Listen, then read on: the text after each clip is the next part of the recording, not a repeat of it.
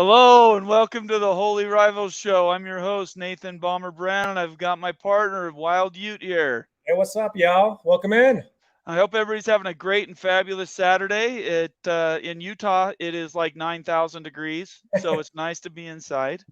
I'm going to start off this show with so many people that are subscribers and have been coming consistently now for months. I just want to just list all these people that really are the heart of our show. It's not me and you talking, it's you guys watching. So I'm just going to run through these people. You're Blake, first in the house, which is, he loves that. BR's here. He's right behind him. Addison made it early. He has some questions about Tennessee. We will talk about that. And Addison, if you want to participate, like actually join the show to tell us a little bit about that, you can enlighten us, because I did a reader on it and I still have some questions about what exactly happened. If you want to do that, just poke us in chat and we'll send you the link and you can join the show. A lot of Chick-fil-A, Bomber. I think there's a lot of Chick-fil-A money going around. So Chick-fil-A money. Out the bag. And the Southeast does things different. That's all I'm saying. Let's see who else we got down here. Let's see. Glenn is in the house, all the way from the Philippines, if you don't know. And then Wild Dude is sitting right next to me. And then we got James Hester's in the house. Thank you for being here, James. Good to see you. Let's see who else. Daniel's in the house. Thank you for being here, Daniel. And also, I think Greg Flugar snuck in at the end. Oh, and now we've got a few more. Devil Frog's here. Larry's in the house. And oh my gosh. Do you just feel awesome knowing that all these people want to be here with us? Absolutely. I mean, this is a community. We're all here together. We're going to talk about some good stuff today. And yeah, as Immaculate saying, it's the final countdown. I need to do better about queuing up stuff like that. The other day, Patrick had some stuff I should have said, like the end of the world as you know it and those things. I need to do a better job of getting a little more multimedia in here. I do want to make a couple of announcements, though, really quick. I'm building shelving behind me, and you can see Utes working on his background as well. We're investing in the show. We're taking any money we're getting and just putting it right back in. And I actually went and bought myself a Big 12 logo pennant here, which is all I could find at the BYU bookstore. But you'll start seeing helmets behind me. We want to engage you guys. If you guys want to send us stuff, please let us know and just send us a DM. We're both open. And we can give you our addresses, and we'd love to put it in our background. Anything you want to add to that, you? Yeah, I mean, that'd be fun. Just let's add stuff to the background and juice it up. So that's it. Yeah, let's get into material. All right, let's do that. The first thing I want to talk about is let's do a real quick recap of the Big 12 Media Days. Did you get a chance to watch any of those? I watched a bit of them, and especially like the shorts that were like the main shorts from Kurtz and others and everything. Right. Sum up for everybody, Bomber. The biggest thing that I think is a takeaway is the energy that was in the room. I mean, it was palpable. I've talked to several influencers that were actually in the room. And when we say room, we're talking about the Dallas Cowboys Stadium, and they felt a palpable energy. Like it was different, and they couldn't quite understand it. They've had media days in the past, but for some reason, this special group that they've brought in, they're bringing a special spirit, and you can identify with that because you did that when you started going to the Pac-12 days stuff and seeing the news around it. How did that make you feel at the time you did that? Oh my gosh, it was everything. When the Utes got in the Pac-12 back in 2011, everybody had a Pac-12 sticker. There was so much Pac-12 pride. I mean, we got made fun of a bunch by the Cougar fans. Which, by the way, was crap, by the way. I got to interrupt you. I thought that was a bunch of nonsense. I'm going to get a Big 12. Yeah, you're down Big 12 stuff too, right? I'm going to be getting all kinds of stickers. My whole house is going to turn into a Big 12 XII pretty soon. So anyways, I didn't mean to interrupt you. Go ahead. We played that off. As Ute fans, everybody had Pac-12 stuff. I mean, really, Pac-12 was everywhere. Had to have it, had to show it. So there's a lot of Pac-12 pride for probably 5 years after we joined, and then it started slowing down a little bit. So coming out of these now, obviously the energy is big, but the real unknown is what's next, right? And now we have this next sort of countdown, 8 days, and it's actually 7 now, to next Friday. And there's two things I want to ask you about. First thing is, as a Utah fan and as somebody who's invested in the success of the Pac-12, not to say you couldn't go somewhere else, but you really want to stay where you're at. what do you have to see in this next 7 days to make you feel confident about where your home's going to be? I'm not as concerned about it as maybe you are. I don't think that there has to be a deal at Pac-12 media days. I mean, really, why? Tell me why there has to be a deal. Like, I is it think it's because like perception. you want, You're just like asking me. everybody wants to see the deal? Because like I if you've got committed schools, you've got many months where you can work out this Pac-12 media deal. I would like to see it over the next 60 days for sure. Okay. Actually, I think before kickoff, it has to be done.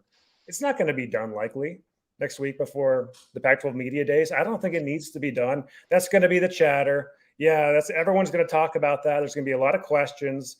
But hey, I don't think that it absolutely, there's not going to be more pressure than there already is. The pressure cooker is already up to 9.9 out of 10. There's not going Okay. to change much there. So while the questions will be there and looming and stuff, I don't think it's a must have for the pack.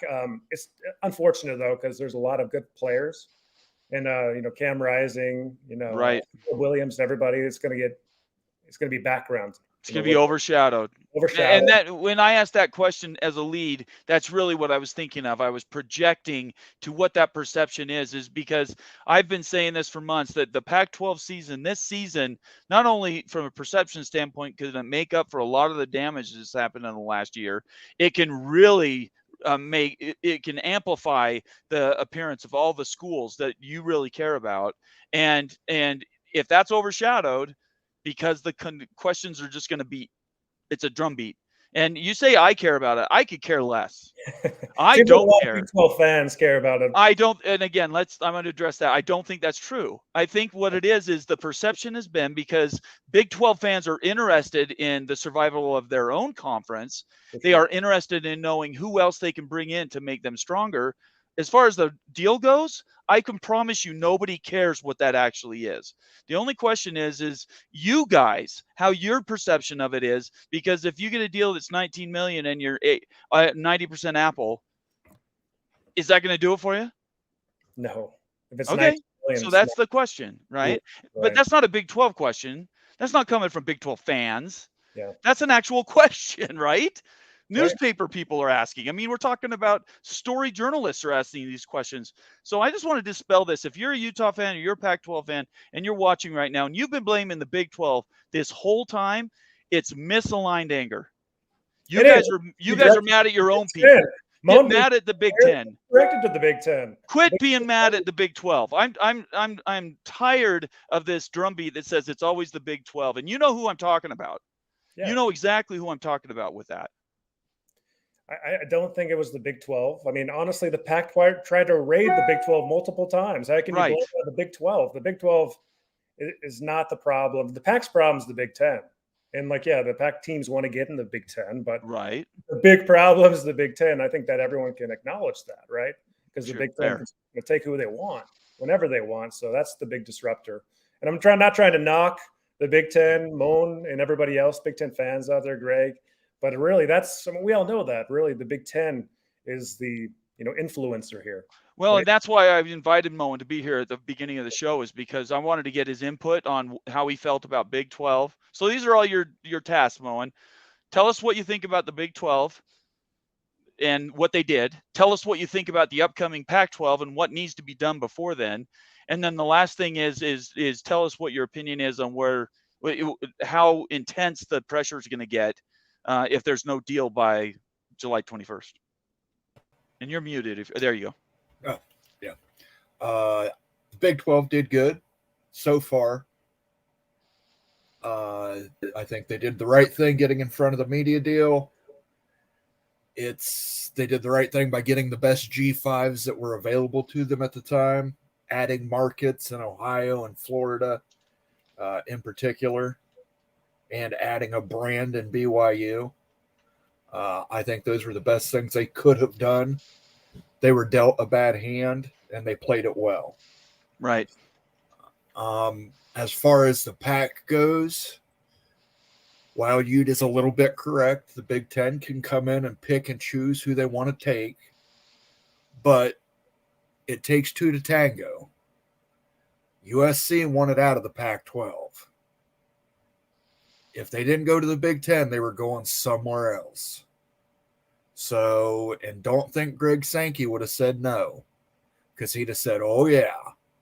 And he'd have taken USC, and he'd have taken UCLA, and he would have taken whoever he wanted. So you can't put all the blame on the Big Ten. They share some of it, but it takes two to tango. As far as increasing the pressure for the media deal by the media, he's right. It's not going to increase any media pressure. Perception, it's going to perception, but I mean, how much worse can the perception get from people who already have a negative perception of it? Right. Whether it's July 21st, July, 30th, August 17th, there's already a perception out there on the Pac-12 that the media negotiations aren't running as optimal as they should be. Right. And then this lead up into this next week, you said he didn't think it mattered whether it got done, just for the PR hit and then the noise it's going to add to the meetings. Do you agree with that? Yeah, but that's already there. Okay. And that's why we talked about they're just going to do one day. But the sad thing is, it's going to overshadow their entire media day. Right. It's the question that's going to be asked to every single person and player, and the players have nothing to do with it. Yeah. And that's the unfortunate part. The players have nothing to do with it. And instead of talking about, Michael Penix potentially being a Heisman candidate, the first thing is going to be about the media deal.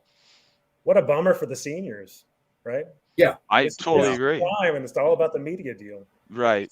That's right. I mean, the best thing they can do is get better than a framework. They're not going to complete a deal by media days. That's just, they got a framework at the end of June.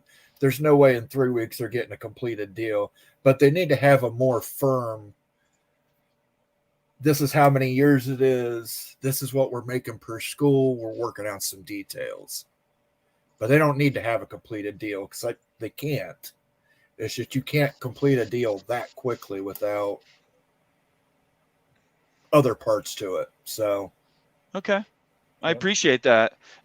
Immaculate, and you guys are our resources we go to, and I appreciate you both joining. We have a new guest coming on in 15 minutes, so you guys being on early for this discussion is really important. We appreciate you being here. Immaculate, do you agree with that assessment?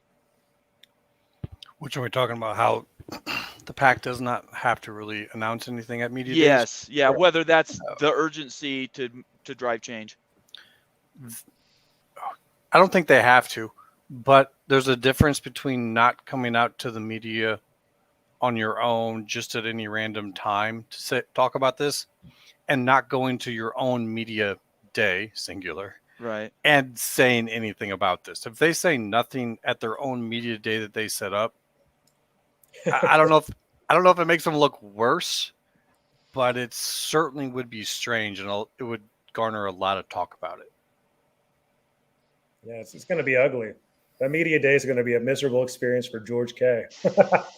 Well, he might. I've heard he only might talk 2 minutes or something, and might just skip out of there and go play craps in Vegas. Feel the pressure from Salt Lake City. Right. If you've joined the show and you're new, please subscribe. Give us a like. Leave us a comment or suggestion. Our organization and family's growing. The network of people that we're connected to is huge. We cover the entire country, and it's only going to get bigger. So this is just the beginning. We have a lot more things that we're going to be doing in the future. But if you've just joined, please subscribe. And then if you want your comment to be read for sure, leave a super chat there at the bottom. You can do that. Or you could subscribe, which is actually the cheaper way. If you're going to keep coming back more and more, the easiest way to leave comments that I will read will be if you subscribe. So, and I don't know who to actually, I want to ask you this question. So you have media days that are going to come and go. Right. And as Moen said, probably not with maybe a framework announced, but no deal itself. They come out of it, and you said you could go another 60 days and it wouldn't bother you. But then you backtracked and said you want it done before the beginning of football season. You are saying there is a time limit. You are not giving the conference an unlimited amount of time to get this done, are you? I would think rationally before the season, because I mean the narrative's just going to be all about the media contract over the actual wins and losses during the season. Right. It's going to totally discredit everything with the season for the Pack. So it's a big risk if you let this keep dragging on. So I think there really is kind of a unsaid deadline for that time. And plus, I mean, if any schools are going to jump and stuff, we're getting so late in the game that can you even make that change soon enough? I don't know. It just seems like we're getting to that point where you just have to make a decision. And that's really this football season. I kick like that Thursday. What is that? August 31st. Right. That would be my day. But Okay. you absolutely have to have this hammered out and stuff because you can't just have it going dragging in. It's gonna impact your audience in the season, right? Completely agree. Yeah. Immaculate or Moen, you have any comments on that? I agree with it. I think, yeah, you don't want your entire football season to be overshadowed by these media negotiations. Yeah, I agree. You can't have that. The first thing is the Pac-12 still doesn't have a media deal. Oh, and by the way, there's a football game. Right. Here's a football game. And it would go all season. That would be the first 2 minutes of every show. Absolutely. Right. No media deal. No media deal. I just. Are they going to be together the next year, right? Is this the last Pac-12 season? That's what we're talking about. Is this the last Pac-12 season? It's gone so long, I think it may be. I really think that could happen. You need to hammer that out before this football season. I would think so. Immaculate, what did you think about the Big 12 media days? Were you impressed with the show and the camaraderie of the schools and everything? It seemed like everyone was in pretty good feelings about it. It seemed like everyone was upbeat. There was a lot of talk that I saw from folks about how they were so used to being the conference that was looked at to be taken from or beat up upon. So I think everyone was kind of in good mood to actually, be out from underneath the weight of realignment. And it's kind of weird that despite Texas and Oklahoma are leaving, yet they're still there. And Texas and Oklahoma probably had to see all the rest of the conference folks there probably were in better moods than they've been in a long time. Right. So I kind of wonder how those people felt. They're like, we thought that they would be angry about us leaving, yet they're all happier than ever. And here it is, our last season there. So that was interesting. Actually, I think I'm glad you brought that up because I thought that initially when I saw the first reaction to the people when they were seeing Texas and Oklahoma people there, it did seem to be like, hey man, it's all good. We're not going to hammer you to go. Just get it done. We'll crucify you this year and then you'll be out of the door. They just didn't care. They were ignored. And I think they hated that, to be honest.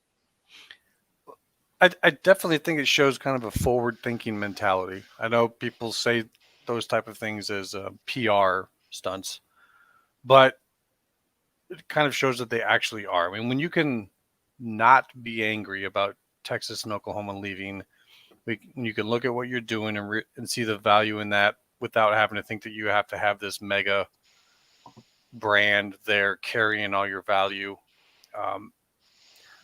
I think it definitely shows that the conference has changed. It's turned a corner. It's got a different mentality now.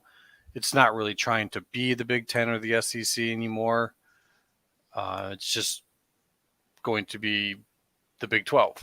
Yeah. And so, it was very interesting to watch. Hey, we got a super chat. Go ahead. Let's read this. Yeah, go ahead, Ute. Montecastle. Hey, there's another very important player that hasn't gotten a new media deal yet, and that is the Notre Dame Fighting Irish. That's right. And Moen's in the house. So, Moen, there is a timer on it. The dynamic has changed for Notre Dame in the last year, right? Because last year when we spoke about Notre Dame, they're like, well, it's coming up. They could go to the bid. They could go to the SEC, all these things. But now we're a year later. Has that energy changed? Is there a little more urgency, you think, in Notre Dame land?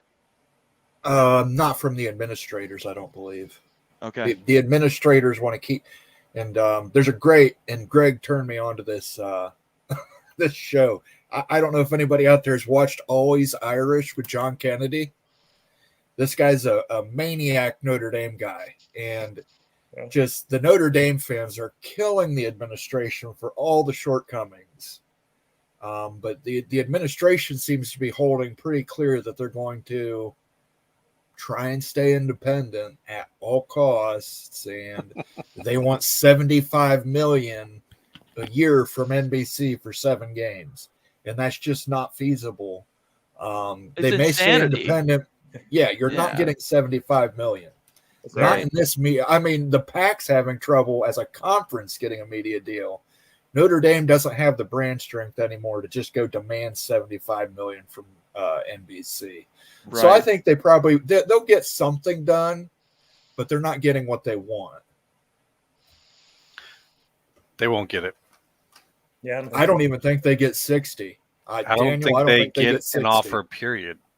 Yeah, I heard 60. They want 75. I don't think they're going to get either. For them to get an offer from NBC would be having to want to fire up an entirely new production team.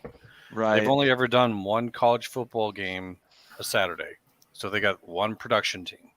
If they sign a deal with the Big Ten and with Notre Dame, what do you tell them? Oh, we're only going to show your games for part of the season, Big Ten. I mean, they've signed to have 14 games a season. Right. So they'd have to have a whole new production team on the road just to now carry Notre Dame going forward. If you saw on NBC, I think the first year there was only like 8 games. I think that covers the fact that they're going to have some Notre Dame games. And then it goes to 14. They are not planning to have a deal with Notre Dame from anything I can see. They're not doing it. So for all these guys hoping for this, I think Notre Dame purposely set this huge, crazy high number. We're asking for this. And of course, that's not going to get said yes to. And no one's going to be like, well, your value's gone way down because you didn't get 75 million. It just seems like they've set the bar so high that they have an excuse when they get nothing to say, it wasn't good enough. We tried, guys. We have to go to the Big Ten. We can no longer stay independent. Right. I don't know. That's a good point, but keep in mind that NBC's Big Ten game is at 8 p.m. Notre Dame's home games are mostly at 2:30 Eastern. I understand that. So there would be room to do both. You could use Notre Dame as a lead into your Big Ten game. I get that, but you can't have your whole production team that's on site at one game just pick up real quick and go to the other game and then show that. Right. You have to have 2 production teams. That means all the hiring, all the staff, all the equipment. So, guys, what does this mean then? Okay, so what are we getting down to? Is Notre Dame going to have to jump to the Big Ten, or how are they going to play this? I mean, unless they want to take a massive hit and pay and stay with the ACC fully. I think they get a deal. Yeah, I mean, you think they get a deal in the Big Ten, or are they going to work out? No. The NBC and them will cut a deal. I mean, their new athletic director's coming from NBC. He's the guy who crafted their NBC deal the last time. He's also a Notre Dame graduate, though. I mean, just because he's leaving NBC doesn't mean they're getting a deal with NBC. Could mean they're no longer going to have a deal, and so he's like, "Well, I'll come over now and work with you because NBC is no longer going to be working with you." Right. That's a possibility too, but I just my opinion.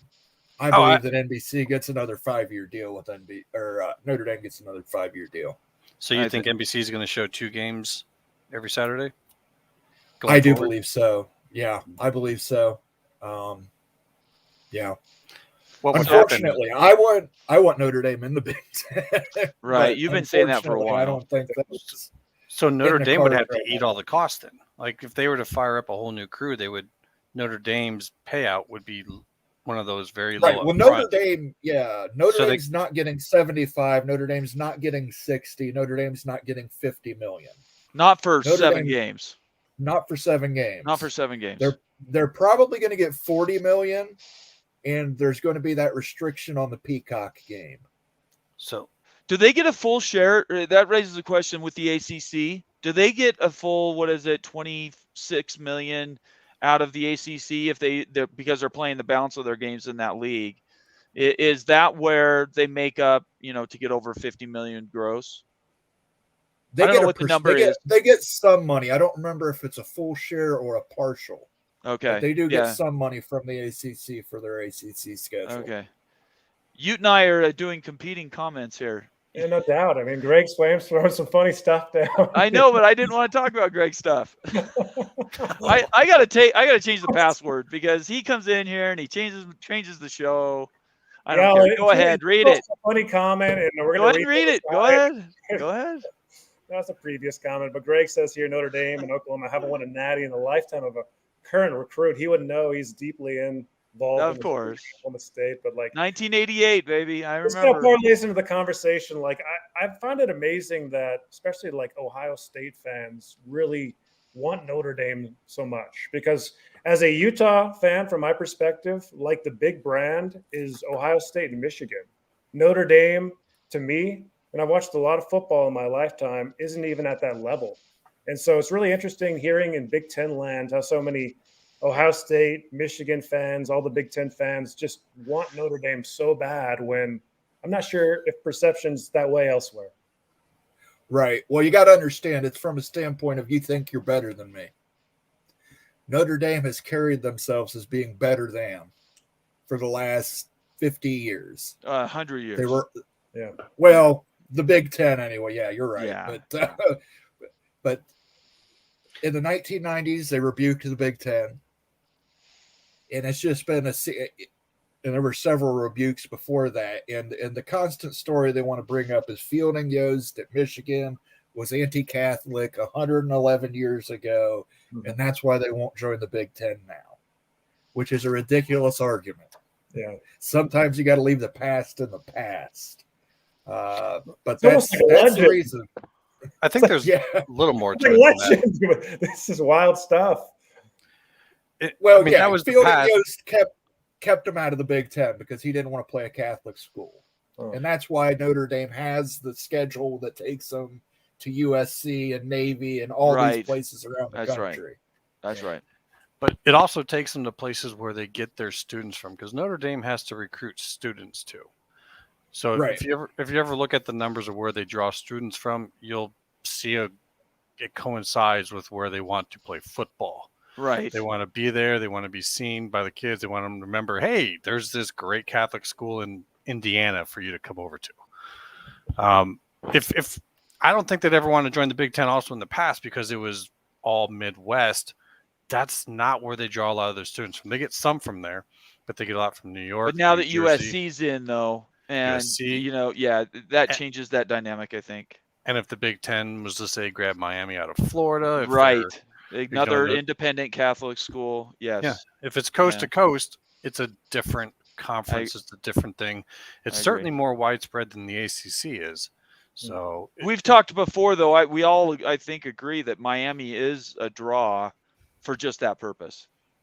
I think Miami and Notre Dame. I think that because the AAU and all the planning that went into that, if Miami goes, I think the next day we're going to hear about Notre Dame. But BR is go ahead. What are you going to say? I was going to say I think you see Notre Dame leave first. Okay. And then Miami. Okay. I think it'd be together, but something. You guys know what I think is going to happen. I think it's going to be a much bigger move than just those two. Yeah. You do, for sure. BR subscriber, thanks, BR, for being in here. We've got hundreds of comments now at this point, so if you want your comment to be stood out, please subscribe and join the channel for the subscription amounts, or you can do a super chat. I don't think NBC will give them anything over 50 million. Does everybody think we're right? They're right around 40 million for Notre Dame. Yeah, that's fair. Yeah, I think 40 is the number as well. Okay. Can I say 0? Yeah, sure. You can say whatever you want. Come on, Mike.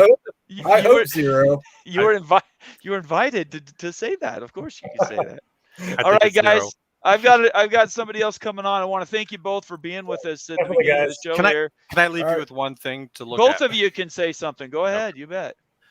I want folks to look at something happening in the FCS, not even in the FBS.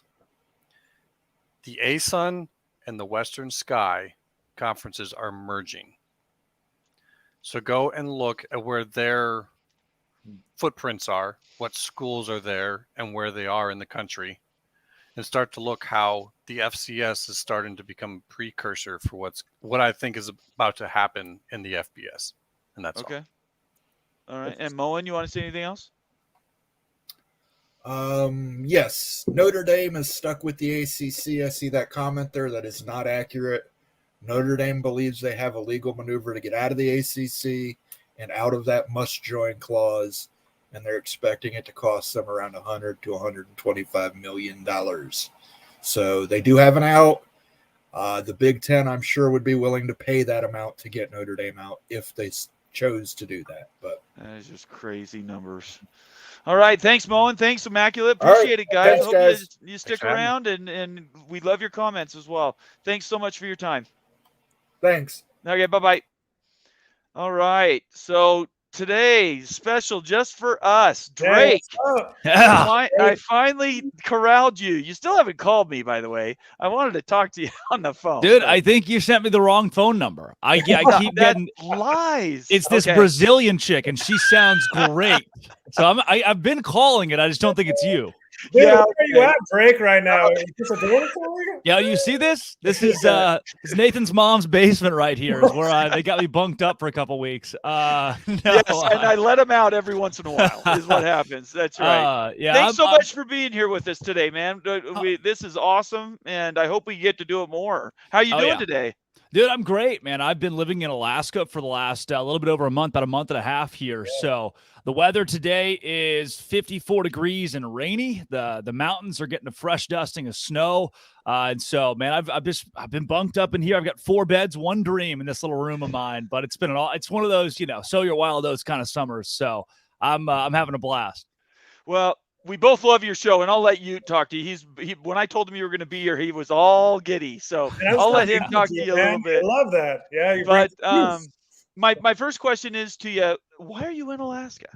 Yeah, dude, it's crazy. Now it's been a lot longer than that. About 4 months ago, I was laying in bed at 2 a.m. as us 22-year-olds do, and scrolling across this TikTok where this girl comes on, and she graduated from UT, moved to Alaska to sow her wild oats after she graduated. So I was like, oh, well, if she can do it, I can do it. Within 48 hours, I'd emailed every team in the Alaska Baseball League for a job. I got a call from the Anchorage Bucks, and that was a Saturday. I saw the video. By Monday afternoon, I was hired. So came up here as a director of media. I run help run the social media with a couple of guys. I have a team of 5 people. We work broadcast, socials, PR, pretty much everything that has to do with this team. First Alaska Baseball League squad to do it the way we're doing it. And this league's had guys like Barry Bonds and Mark McGuire, Aaron Judge, and Paul Goldschmidt. So a lot of history. Wow. We jumped in, and I've hiked every mountain that I could possibly hike. And then on game days, we are wall-to-wall coverage of this baseball team up here, which is awesome. So get to work a little bit, get paid a little bit, but then enjoy I've seen a bald eagle fly into the ocean, grab a fish, eat the fish perched on this stump while another bald eagle flew overhead. And it just couldn't get cooler than that. So, opportunity of a lifetime. Are you going to be back for football season? I will be back for football season. I've got within the next couple of weeks, I've got a pretty big announcement to make career wise. So joining a pretty big Baylor affiliate will be on the air every day. That's as far as I can say, but I think we can guess who that's going to be. So for one thing, congratulations if that's the case. They didn't call me, so there must be something special about Nathan, you. I told them to. I really did. They got the same Brazilian girl too. It was the craziest thing. They also had the wrong number. I cannot wait to meet you in person. When Baylor, I want BYU and Baylor to be blood brothers, brother. Yeah, they should be. It should be an every year game on Thanksgiving too. Really lean into the religious aspects of these schools. Create a rivalry. Now that BYU and Utah aren't playing consistently, right? Here's a little disturbing. Okay? I don't know. This is our rivalry over here. I don't know if Baylor fans can be as aggressive as Utah fans, but we will pray for you aggressively, I guess. Okay, that's the funniest thing I've heard in a long time. So I think actually, look, my wish, and the reason I started this channel and reached out and found you is we really want the Holy Rival show to be a thing. We want the rivalry to be around. And I think if they happen to get into the Big 12, talk about the rivalries that you've got there. TCU, Baylor, Utah, and BYU all came from, right? They all came from places that weren't in strength, and to end up in the same conference, I think that'd just be amazing. Oh, it'd be great. And if you look at the trajectory or lack thereof of the Pac-12. I mean, it's become embarrassing. You know, Right. I just the mishandling of that league means that schools like Utah, you know, Nathan, plug your ears, a powerhouse like Utah should be in a conference that suits it, that fits it, that can market it. That's the big Right. thing here is marketing. I mean, if your product's not as good, the Big 12 is not as good as the SEC or the Big 10. But if you can market it, then people are going to watch. That's why I think with the ACC, here's what's so strange to me. The way I put it on my show this week is if a food critic, if a really renowned food critic came out and tweeted, "I love Long John Silver's," just that affiliation alone kills all your credibility. Right. So the ACC went out and signed a deal with the CW. The ACC went out and said, "I like Long John Silver's," and America's going to laugh, right? Why would you shoot yourself in the foot? Let the Pac-12 do that. Let them be the food critic that gets it all wrong. And the ACC is the one that's really hasn't come to play, I guess. So to me, I would love to see Utah, BYU. I'd love to play Utah, man. That part of the country is unbelievable, just from a travel standpoint. I'd love to be out there. But I think it's likely that you get Utah and then maybe you get NC State along with them the way this thing's going. If you want to come up to the Baylor game at Utah this year, get a ticket and you can stay in my basement. That's where I am right now, Nathan. Okay, well, you can stay longer. Stay here, yeah. Go ahead, Baylor, week 2. It's a Yeah. home game for the Utes. In Right. Waco, yeah. So we'll get you guys. We'll get you guys in Utah, I guess, next year. Yeah. Yeah, that's right. I thought it was in Salt Lake. I apologize. It's in Waco. Yeah, Yeah. get this, guys. So Florida at home, Okay. and then Baylor. Oh, Florida is the one I was flipping back back to and back. forth. That's so brutal. The youth schedule is tough. Well, I'm going Yeah. to tell you right now, you got the best team. If you guys, we've heard it for a decade now. Utah's coming. Utah's Yeah. coming. You've talked about it. You're proud about it. Now's the time to show me state. If you guys, with the team you have, Cam Rising coming back, if you guys don't make it to the playoff now, I don't know when it's going to happen. I agree. I do. I think there's truth in that. You've really got to make moves this year. You've got to win this year with all this media rights stuff going on too. I think that is so important. So give us an outlook of Baylor, Drake. Well, where do you think you guys end up this year? yeah, what I love about it is the lack of hype coming into the season, and what hype there is, I think is not warranted. It's Baylor's a little. I was surprised being a top 5 team in the Big 12 going into next year. The media, I don't want to say they overvalue Dave Aranda, but they're giving him a lot of confidence after a 6-7 season. What I see for this next year for the Bears is a really high ceiling. I mean, they got 8 home games. They could win 10 games in the regular season. Right. I don't want to say easily, but with what Dave Aranda has done more with less than what he's got coming back next season, Baylor could also go 5-7 by nature of how bad last year was. We spent the whole offseason talking about how good this team is, and then they laid a fat egg. It was 7-6, but a brutal, terrible 7-6, especially down the stretch, losing your last 4. Yeah. So going into this year, you got Blake Shapen, and a lot of people don't love it, right? But I remind you, I get it, everybody, grain of salt here. Max Duggan sucked at football at one point. There was a time where he's been benched multiple times in his college career. I don't think Blake Shapen's going to be Max Duggan, but I do think that we undervalue experience and consistency in college football. Sure, the guy wasn't great last year, right? But at least he's had an entire season of starting football games under his belt. And that, to me, goes a long way, especially when compared to the backup Sawyer Robertson, the most popular guy in town right now, who has thrown for 28 yards in his collegiate career. Right. So how does Blake Shapen play? I think Baylor goes pretty much as far as the offense goes. I don't have a lot of worries about the defense and Matt Powledge. But this offense under Jeff Grimes, who was so good in his first couple of years with Baylor, has it remains to be seen what they can put out there. You can see why BYU didn't give him that extension. I'll just say that. He's a great line coach, and he definitely knows how to schematic things, but I think he's a horrible play caller. That's coming from a BYU fan. I was sad to see him leave, but then I was also okay to see him leave. Wait, Bomber, it wasn't tough to Grimes say. the guy that just had that 11-win season 2 seasons ago? Wasn't Grimes? But that wasn't because of him. That wasn't. He had Alex. He had Wilson. He had Zach Wilson. Yeah. Anybody could have done that in college with that. No, it wasn't him. He's got a wicked good mustache, though. Aaron Roderick is now running the offense. And this next year in the Big 12, there are going to be some people that are surprised by how many numbers they've got out. I'm not saying they're going to win the thing. I'm just saying they could win 8-9 games and it wouldn't be a shock. Yeah, I think for us, for Grimes, it's been a success story so far, especially in year one. Again, talking about doing more with less. The offense wasn't great, and he flipped the offensive line with Eric Mateos. I mean, just an Chip and Joanna fixer-upper. I mean, what season to season was wild. Right. But so far, to me, the question mark's been quarterback development. You saw Zach Wilson, how good he was at BYU, so we all thought, all right, Jeff Grimes can do that with Blake Shapen, and we haven't seen it yet from him or the quarterback coach, Sean Bell. And I do think for a lot of Baylor fans, the jury is still out on Jeff Grimes. I'm in his camp. I think that he can still be the answer at OC for Baylor, but this year is going to prove. Dave Aranda has shown you can get fired pretty quick here at Baylor if you're not working out, as he's done with Larry Fedora in year one, a great head coach who he canned, and then did with his DC Ron Roberts this last year. Dave's not afraid to pull the plug. Just to follow up one last thing on Jeff Grimes, I want to be very clear because we have a lot of BYU fans, and I don't want them to think I'm not loyal. But just like Baylor or Utah people, once you're BYU, you're always BYU. It's not a judgment. I'm a nobody, but I can just tell you that a lot of those quarterback development hours were done by Aaron Roderick, the QB coach, that's now the offensive coordinator. Jeff is great with the line. He's down in the trenches. He knows how to put a big wall up. It's a matter of can he make those big calls. I was disappointed with some play calls last year. They should have beat TCU, for instance. They had TCU beat and let them off the hook. And I think that was on Jeff.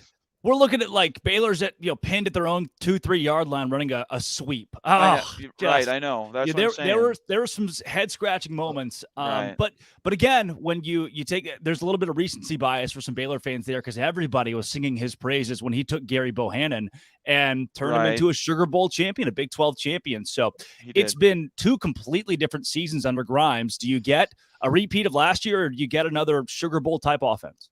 Right. All right, Drake, let's go. Let's talk about some Pac-12 media deal stuff. Your favorite topic? Yeah. Okay. He's been waiting. You can tell. Oh, dude. Imagine that you're a Pac-12 media consultant. Yeah. That's where you're sitting. What do you do to get a deal done, and how do you do it? What do I do as a Pac-12 media consultant? Yes. I go in the back and I'm done. That's it. It's wraps for me. I quit my job and fly to some remote island. Oh, I would hate to be myself right now. I should rebrand my show to Locked On Baylor, your Pac-12 bad talk every day. Like I mean, it's because it's continual, right? Every time you think, all right, maybe the Pac-12, maybe today's the day. It's never the day. It's never the day. And every news that breaks is just wholly embarrassing for the league. And that, to me, is why guys like Deion Sanders, why brands like Oregon, why schools like Utah who are competing for New Year's Six Bowls are not going to put up with it anymore. They're too good to be withering away in a conference that is going nowhere. It's less than stagnant. This is a downhill turn. You remember that graphic they released like 2 months ago that basically said nothing? They posted on the official Pac-12 page, we are working on a TV deal. Right. And in it was January. a lie. Yeah, right. January they did that. It's been over a year now of them saying tomorrow's the day, and tomorrow hasn't come yet. And when you see the biggest nightmare for the Pac-12 is the strength of the Big 12 right now. Why wouldn't you, if you are Utah, Arizona, Colorado, want to be in the Big 12, especially for a school like Colorado that's already been there and hasn't seen immaculate success in the Pac-12? Where I'm happy is for Utah fans, Arizona fans, Colorado fans that know they're not going to get left behind. Where I feel a little torn, if you're an Oregon State fan listening, I'm sorry. You'll be lucky to be in the Mountain West in 3 years because that's where college football is going. If you're not already a secure brand or one that's protected, then you're not going to be Power 5 for long. That's right. So since you're the media consultant here and you just gave a lot of bad advice for us here, can you change the tune here, Drake, and tell me how it could get done? How do you think you could just say that it's Let's say that it's going to get done. Let's make that assumption, right? How could it get done? Compromise be the number one thing. You're not going to land a marquee deal with ESPN or Fox Sports. It's not going to happen at this point in the juncture. And I don't think those two brands are off the table. The Pac-12 could negotiate themselves back into a deal with a major network for a lot less money. This is going to be, hey, we are now begging you, ESPN, to keep us relevant, to keep our brand relevant. And then there's the idea of streaming. I get it. I don't like it. I don't watch a lot of Thursday Night Football. I think most of the broadcasts that are put out just aren't great. I don't feel always all that entertained, and I don't have a knack to go and search up these on Apple TV.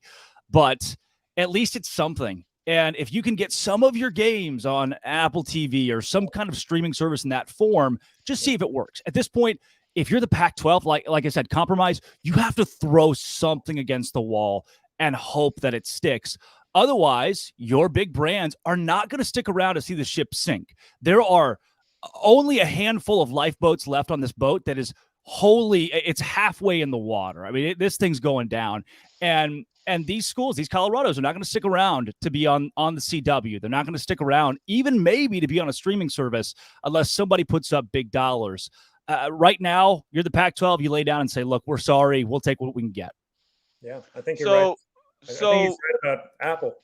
Really, Apple's the solution, I think. It's the solution. Unless you want a Frankenstein deal.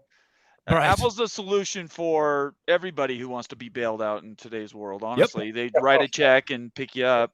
Blake Phillips, thanks for the tip, $2 super chat for giggles. I'm just gonna say that. Giggle. So what do you think, Drake, about the outcome of the Big 12 Media Days? Were you impressed? You've seen these before. Yeah. I haven't. The organization, the spirit, the entire thing from start to finish. What was your takeaway from that? Felt different, felt really well put together. Your mark is at the forefront of the buzzword that I used earlier, and that's marketing. Right. There is something to this. Great example. I mean, I'll put it in terms of where I am here in the Alaska Baseball League. When you hear the words Alaska and baseball, you perk up a little bit, right? The league doesn't have immaculate competition up here, but people watch it because it's marketed well, and there's that oddity to it. There's some intrigue here, and that's what the Big 12 is to me. I am so excited to see Texas Tech play a team like Houston, because there's a lot of bad blood there. You don't get to see that matchup very often, and those two fan bases hate each other for no reason, but they hate each other, and that's what makes it fun. So the marketing of the Big 12, you saw it on display at Big 12 Media Days. Everything's so well put together. All the head coaches felt like they each had something unique to say, which is very new, right? Even Neil Brown got up there and put on a show, at least. The guy's just begging for his team to get some sort of recognition when they don't deserve any. And then obviously, Dave Aranda, as good as he is, Kalani Sitake is one of my favorite characters. I will use that characters in college football, because I saw him pregame before the Baylor game he made it a point to go to the student section 3 hours before the game when they first let them in, and go stand there and talk to students and rile them up and turn it into a show. You need that. For people to watch it, you need that. So Big 12 Media Days to me, and the BYU TV guys, you see they got a whole locker room setup. Right. I mean, the accommodations that were made for media to show up at this place and be put, it wasn't media can come and check it out. It was, we're going to cater this thing to the media so you can put our conference firmly on the map. That's what I loved. I couldn't have asked anything more out of this Big 12 Media Days. Like I said, it felt different, and it also felt like it was uncomfortable for Texas and OU, which is exactly what I wanted. I bet that made you feel good. I got a graphic to ask you, and then I'll let you ask you another question. So, and I'm going to make this bigger so we can all see it. In fact, why is it so big? Anyway, this is a list that I saw posted right before the show started. This is most seasons' final AP poll when you start unranked, all the way back to 72. The reason 72 matters for BYU people is that's when Lavelle Edwards started coaching. BYU is at the top of that list at 12 seasons. So they start unranked, and they end up with 12. And I was telling you earlier that Utah would be on this list if they hadn't have made the jump to the Pac-12. They'd be somewhere around the Auburn, West Virginia numbers. Are there any of these, and you see Baylor's here, are there any of these that surprise you, that you're like, oh, I didn't know that? Yeah, I'm number one, Miami being there. I guess you have your Schnellenberger I mean, they feel pretty relevant over the course of the last 40, 50 years, though. Right. But then you have your slew of Big 12 schools, your West Virginia and Oklahoma State and Baylor. Those aren't shocking. And I like to see the amount of Big 12 teams that are there.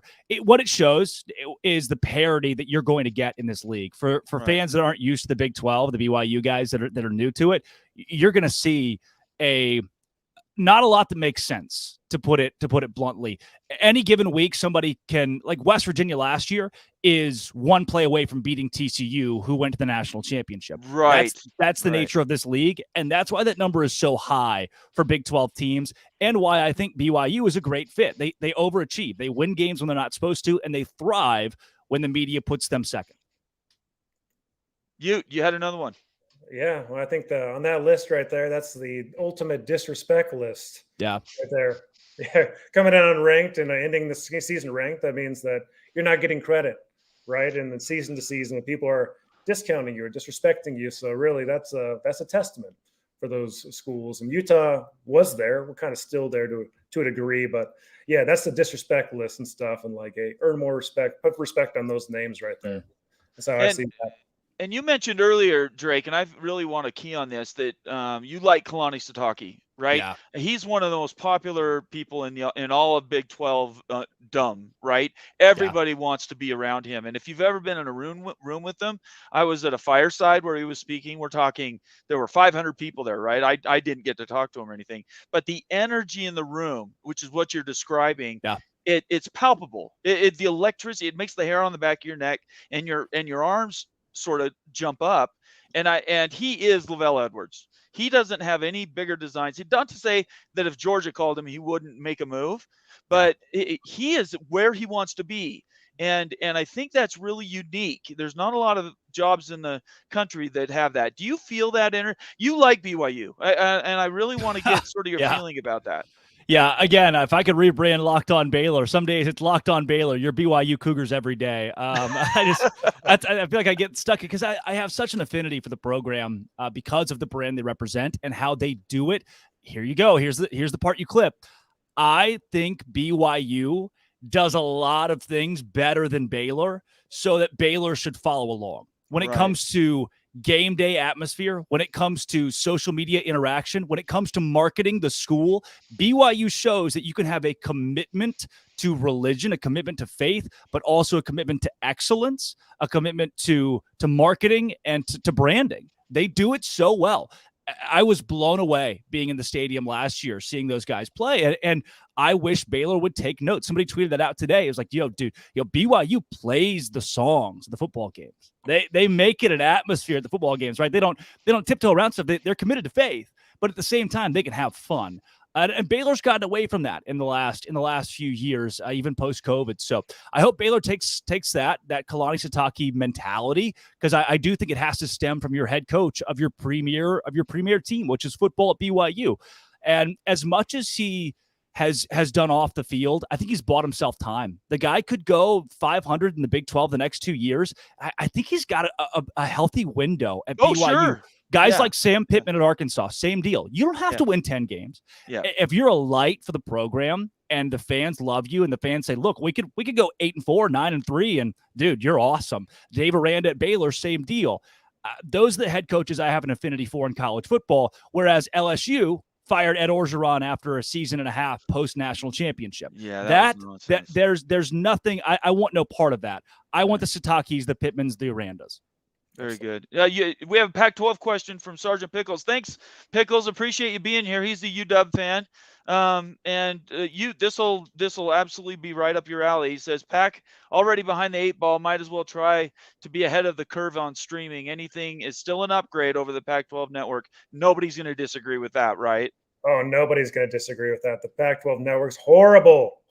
So many people in Salt Lake City still couldn't get the Pac-12 network because it wasn't on Dish Network. And so it's just been a bane for all Pac-12 fans. Anything's better than that. Apple's better than that. Any streamer's better than that. But you can't have your main games, your tier 1 games on a streamer, y'all. You need it on ESPN or Fox. So this Apple deal, if they work out an Apple deal, you really need to license those games out to ESPN and Fox it's a must to make it work with Apple. I love that point, and also love the UW fan in there. Bow down to Washington. Mighty are the men who wear the purple and the gold. I know the whole theme song. Why not, right? The idea with streaming is great. The problem is when Cal plays Oregon State, even if you put that right in front of me on the main ESPN channel, I don't know if I'm watching it. Right, the struggle is going to be getting people to go to Apple and watch these games, such as why Pac-12 After Dark didn't really work. If you got a dud matchup one week, then nobody stayed up after dark to watch that. Especially when this big game between Alabama and LSU cuts off, and now you go to Cal, Arizona. I mean, that's just dreadful for college football fans. But while I'm ragging on the Pac-12 there, the same is true in the Big 12. There are matchups where, and as unique as I find it, there are weeks where, say, your West Virginia plays a Kansas State or an Iowa State. There's a lot of folks that don't care. Games outside the Big Ten and the SEC don't have that carry that those two power conferences do. So that's the one thing with streaming that I'm leery of is, if we put it there, how do we get people to go there and watch it? Right, and I think that you have to license those games and put them on linear. At least, like you've heard, like Robbins from Arizona saying that they want 60% of the games on linear. You guys, right now, there's 10 teams in the pack. Right, when USC and UCLA leave, that means in the conference slate there's going to be 5 games per week. 5, that's it. Yeah. So 60% of 5 is 3, right? So you need 3 games on linear right there. You need 1 game on Fox, 1 game on ESPN, and then 1 game on the CW. Throw it on NFL Network, linear somewhere, and make that work. And then the last 2 games, the bottom of the barrel games, can be on Apple. But that's the way that it needs to work. And so, yeah, folks can go to Apple to watch those lower tier games. And if you're a passionate fan, you can subscribe and pay more and stuff to watch those games, and those fans will. But you're not going to play your biggest games on Apple. You can't do that. So let's address something that's lines with this that has been really eating at me for a few weeks, and we've talked about it on and off, but this idea that in any way, shape, or form you lose Colorado and Arizona, and in some way you slide in SMU and SDSU, and it's an even trade. Can we just put that to bed? Because we're talking the difference in multiples of value different between the 2 schools that would be leaving and adding these new 2 schools, and for that matter, adding 4. And I appreciate those schools because BYU was not far along, and I'm sure Ute does because he wasn't far along from those either. But it's a different universe, isn't it? You know what? Okay, so with CU and U of A, I do think that if you brought in SMU and you brought in SDSU, I really think that you can make everybody else whole, and it wouldn't be a big change for the existing members because of the discount they take. So the overall pot of pool, the muddy pool is going to go down, right? It's not going to be as high with those other teams, but when you discount them so much, everybody else is going to get paid the same. And so but you're ripping them off. You're raping. Right? You're raping your new additions. That's how you want to build a relationship. To phrase it like that, I mean, Utah took a discount to go in the pack. I think that was rape. I think Utah went in because that was the only way they were going to make the jump to a P5. That's just how it works a lot of times. Rutgers took a discount to go into the Big Ten. I don't think it has to be that way. Yeah, UCLA and USC didn't take a discount to go to Big Ten. It doesn't have to be. There's no rule that says you have to rape and pillage these schools that are already behind the 8 ball just so they can get their head above the wall and peek over and maybe participate in the club. Well, Drake, what do you? After 5 to 7 years, though, at the next contract, you can't do it anymore. They'll be dead in 5 to 7 years. After 2026, the world is going to change. Anyway, what do you think about that, Drake? Yeah, we are as close as we've ever been to a Power 3, a Power 4. There's just not a way that I see it. It's going to be so tough for the Pac-12 to stay alive with the San Diego State or an SMU because those outliers will be. Now, the Big 12 took a huge risk with West Virginia. Like, let's pick up this one team that's really far out there. And 10 years ago in that realignment cycle, it felt weird, but West Virginia was so good. They were going to New Year's 6 games. They were playing LSU in Baton Rouge and selling the place out because they were a top 15 team. Right. If I ask 98% of college football fans, who's the head coach at SMU, and name 3 players? Well, see you tomorrow. That's, there's just, there's no way. Whereas people could do that with BYU and UCF and Cincinnati and Houston. Those to me were the big four to take off the board, namely BYU. If you're the Pac-12 and you're already playing damage control, it's going to take more than San Diego State and SMU to not just stay alive financially, which is the huge deal here, but to still have people invested in your league, interested in your league across college sports. You're just a step up from the Mountain West. That's harsh. That's harsh. But you start bringing in these Mountain West schools, then you're just a step up from the Mountain West. And you can make that case about the Big 12 and the AAC, but I think the AAC is even in a much better spot than the Mountain West right now. There's a dangerous part. You're seeing it in college basketball now, and you're seeing it in college baseball. The West is almost entirely cut off. And what's going to keep that from being the case in college football with USC and UCLA gone? Right. It's going to be tough. Everything's becoming watered down. That's what you're saying. I do agree with that. You can't. Well, and it's top heavy as well. It's top heavy, and it's also a lot thinner underneath. Well, look, SEC Big Ten. We're all playing third fiddle to these two conferences. Let's all be very clear that it's not remotely close between those two and everybody else. So any conversation we have about relevance is about being in that number 3 spot and it's what the Big 12's embraced. You want to be the fun conference. Sorry, I'm sorry. Oh, you're good. I was just could you put that Moen comment back up there really quick? Because this aligns with it really. This is something I wanted to just mention is that Moen Vision is an Ohio State guy. I don't know if he's on your show or not, Drake, but he knows what he knows, and he knows people, and he's very intelligent, and he's well thought out. He's been saying since realignment started, BYU is the international brand. They were the get. Right? Yeah. We're not talking about value, though. But I want to be very clear. I'm not saying BYU is more valuable than Cincinnati or Houston or Kansas State or anybody else. The only thing that, and I think you would agree with this, and I'm curious if you does, because I've never asked him, but BYU elevates the entire conference. It puts more eyeballs on everybody. Like BYU people, I'm just giving you an understanding. BYU is going to watch Baylor KSU. BYU fans are going to watch West Virginia, Cincinnati. The numbers for the entire league are going to go up because you brought in a brand and a group of people that are maybe even overly dedicated to what we're doing here. And I put Utah in the exact same thing. Again, going back to why we started this show is Utah and BYU are twins separated at birth, right? They were congenital twins that they had to be cut apart. and now they're existing out in the world, but literally they are mirrors of each other. And as Utah goes, even if Utah goes to the Big Ten, I don't think that affects BYU, and for that matter, the Big 12, because they are so aligned. Give me this. To me, the Utah conversation, it feels like they belong, like just the way I see it, feels like they belong in the Big 12, belong with BYU. I know there are people that would shy away from that, the same as your A&M and UT fans shy away from each other. Do you feel like the fit for Utah would be in the Big 12 more so than the Big 10, just from an entertainment and fan perspective? I think that they fit in both. Right. Truly both. I would agree with that. I think they've made good strides to qualify to go to the Big Ten. They're not ready yet. I still think they're a decade or more away, but who knows what they Pac-12 for 10 years, 12 years has equipped them to step up to the Big Ten if it ever comes. But Utah could easily fit into the Big 12 immediately, guys. It wouldn't be any problem at all. Culturally, Utah's a lot different than a lot of the West Coast schools. I think it'd be fantastic for competitive balance. Again, you bring in rivalries. Arizona State, they hate each other, right?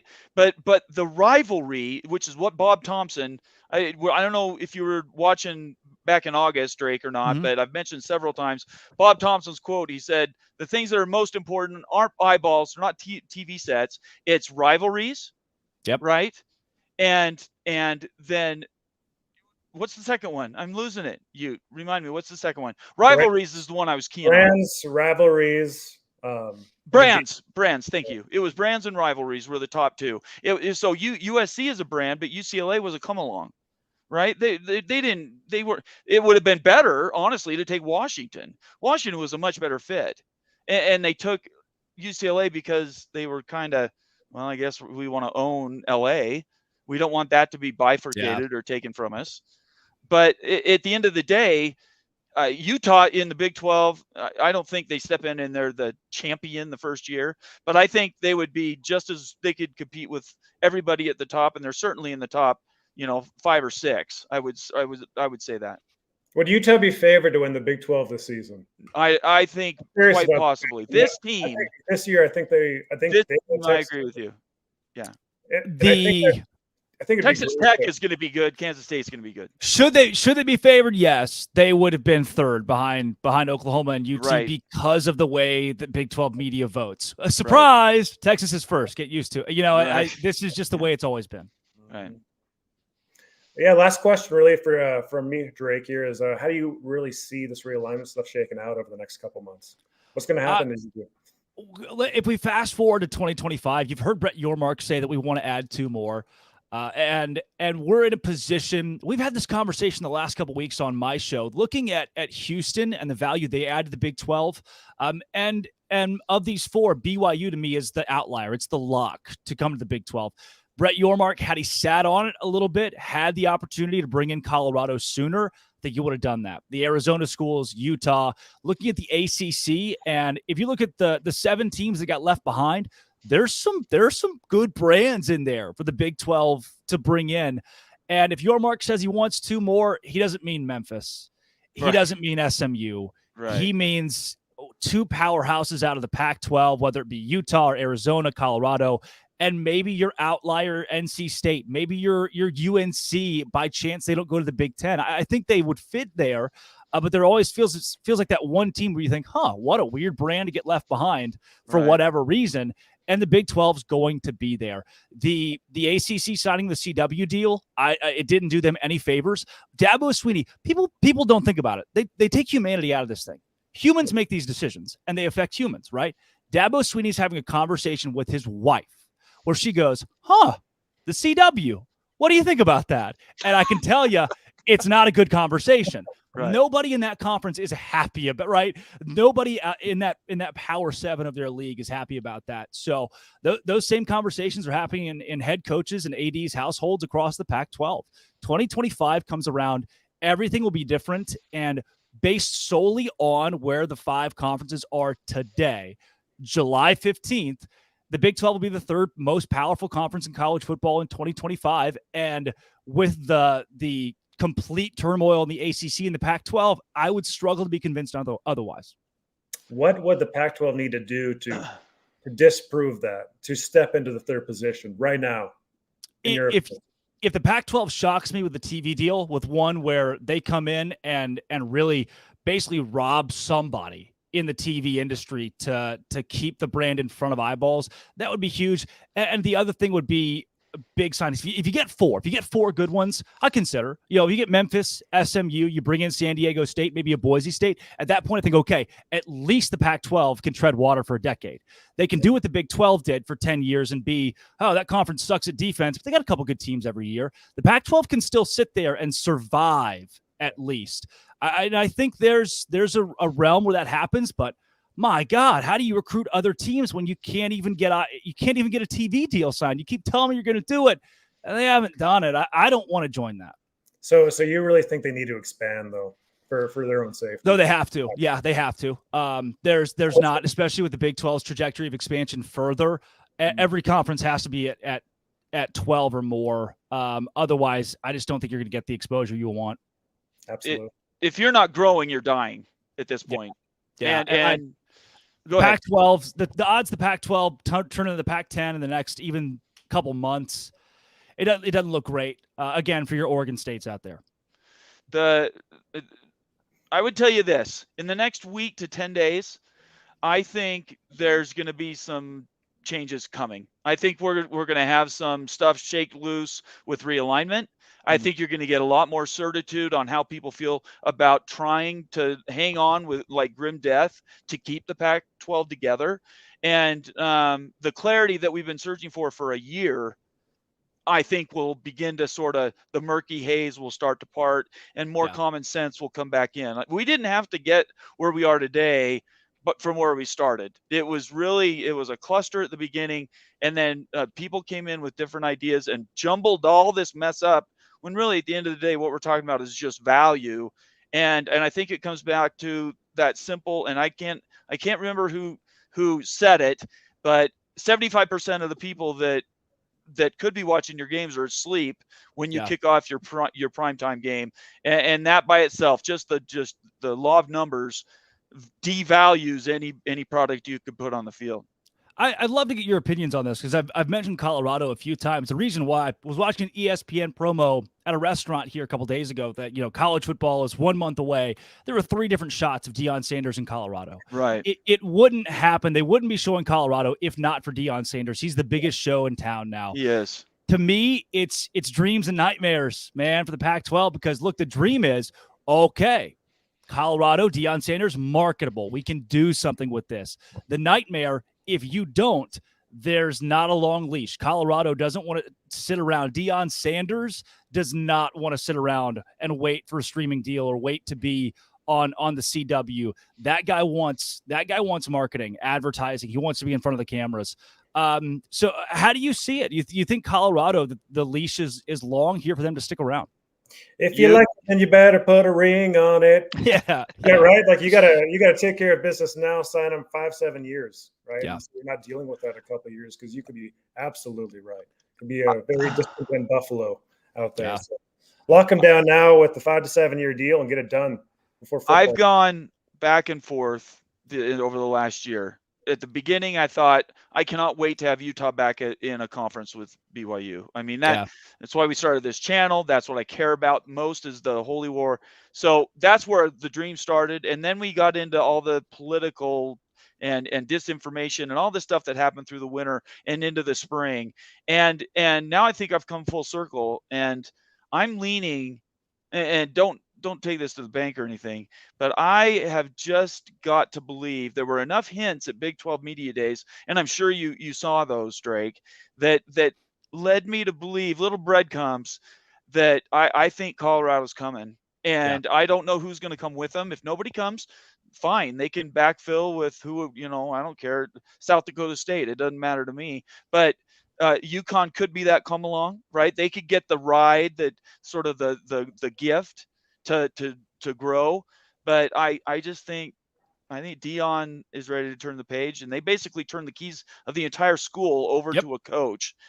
They changed their recruiting rules. They changed their minimum acceptance like stats, like their SAT and ACT scores that they would accept, so they could bring in these players that he wanted. So if you're willing to do that and sell out your entire university to become relevant again, I can't see him being okay to do that on the Apple Great point. Channel. Great point. Culture wins with less, swagger wins with more. Right. When Baylor was winning games 10 years ago, it wasn't built on culture under Art Briles. They had dudes that off the field were doing gross, illegal things. Right. But everybody turned a blind eye because they won football games. You mentioned it. Colorado, let's change the standard.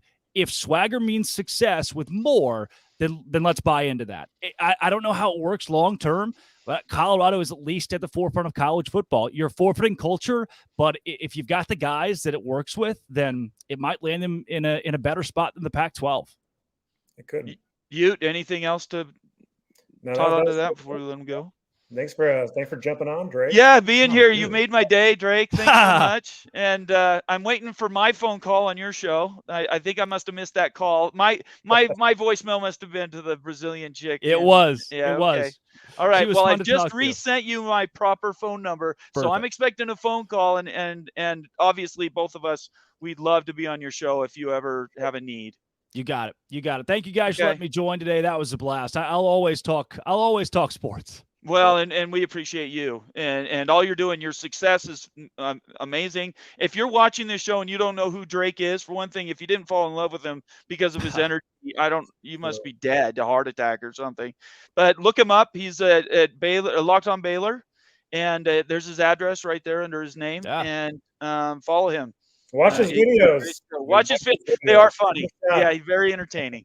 Thanks, guys. All right, we'll talk to you later again soon. Okay, bye-bye. Wow. I feel like I just ate a full Thanksgiving meal. Hey, let's throw it out there and see if anybody else wants to jump on to bring up any other topics. We talked about a lot already. Absolutely. Let me put the anybody who wants to join the show, we got about 15, 18 minutes. We'd love to have you on. There were so many Let me again thank everyone. If you're here, please subscribe, give us a thumbs up, follow us on Twitter. Just being here really makes our days. I mean, this is just I'm very humble when this happens and so many people are participating. But the other part is, it's a good time to have college football talk. It is. Holy Rivals, absolutely. Now, while we're waiting, let's make that announcement about Holy Rivals. So, and here's Larry's going to join me. I'm going to bring Larry in. Hang on 1 second, Larry. So, all right. We are separating the Holy Rivals from Big 12 Mafia. Now, we're still going to be the same people and everything else, but we're actually we want to focus our attention a little bit more on the Holy War on its own channel and break off some of the Big 12 stuff, because as I explained at the very beginning, I am getting geared up to support and cover the entire Big 12. Up until now, it was getting the channel going. But my focus is going to be on Mafia, is going to be big things. We're going to be doing some collaborations with some big personalities that are very, very important people out in the influencer world, and look forward to that. At the same time, we're going to flesh out completely the Holy Rivals channel. And we're going to be doing some amazing things with a couple of NILs. The Crimson, what's the Crimson one, Ute? Crimson Collective. Crimson Collective, which is the NIL for Utah. And also the Coup Connect, which is the one for BYU. Those are going to be our focus, and we're going to collect. Obviously it's still us, but these are the ways that we're going to we've decided to separate the shows. Same time, same right. content and everything. We're just going to have our own channel. Right. It'll just be a separate channel. You'll see the updates going out. We'll get you subscribed over on that, and then you'll get those reminders. So anyways, look for that in the future. We're going to kick that off maybe even Monday, which is our next show. Our next show is Monday at 8:30 Eastern. And look forward to those reminders, and please subscribe and also hit the notifications so you get those notifications a half hour before we go on live. All right, that was all new. That was all stuff I was keeping in my head for a long time. Larry, what is going on with you today? Not much. Just getting ready to do a video, Pac12 season hype video. Okay. So doing some editing, having to pull a lot of clips, buying music. So yep. That's really cool. So we've talked about a lot of stuff, and I hope you were entertained by Drake. He's a great kid. Is there anything that has stuck out from this last week since we met last that you really want to bring up this afternoon? Today I thought about it a little bit. I haven't done a lot of homework. So everything's taking me back to the business side of Apple. And, I've had these conversations before. If Drake's team was on Apple and 9 of his games he could only get through the Apple app, would he buy Apple? Absolutely, 100%. Okay. So, right. So we've already had the conversation before. West of the Rockies, people aren't watching Pac-12 unless it's late or there's a killer game on. And there's nothing on for their team or their conference that's going to grab you. Right. So really, when people talk about exposure, I still keep going back to why you don't care. You don't watch it anyway. But it's perception, Uncle Joe, right? Yeah. It's Uncle Joe that falls asleep on the couch at 10 o'clock at night, and a Pac-12 game comes on. But as Moen has said, it's the perception's real. Right? He keeps preaching against the Big 12 picking up UConn because the perception would be that would put the conference behind the 8 ball a little bit. Right, but perception to who? Because the Big 10 and the SEC could care less about the 3 little kids at the table. They're sitting at the big boy table. Who are we? We're trying to convince the ACC, the Big 12, and the Pac-12 are trying to convince each other who has a longer unit. Because are they though? Is that right? Are they actually looking? I don't think Brett Yormark is. No, well, I live in Florida, so I live in Florida. Right. Other than the ACC, people just don't talk about the Pac, really the ACC outside of Florida State, or even like the Big 12. There's just nobody in Florida that really even cares. They're pretty much SEC and Florida State and Miami. And so that's what I'm saying, like perception to who are we trying to impress somebody? Do we need, you know what I mean? Yeah, the does that media make partners, sense? the media partners who you Right. have to, Right. And so right. what I'm thinking, and I keep going back, I seriously, I have no issue with Apple.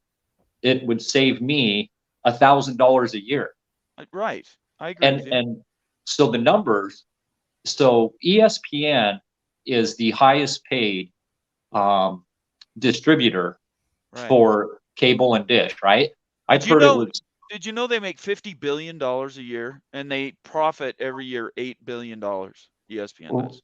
Right. That's what we're hearing. Eight billion.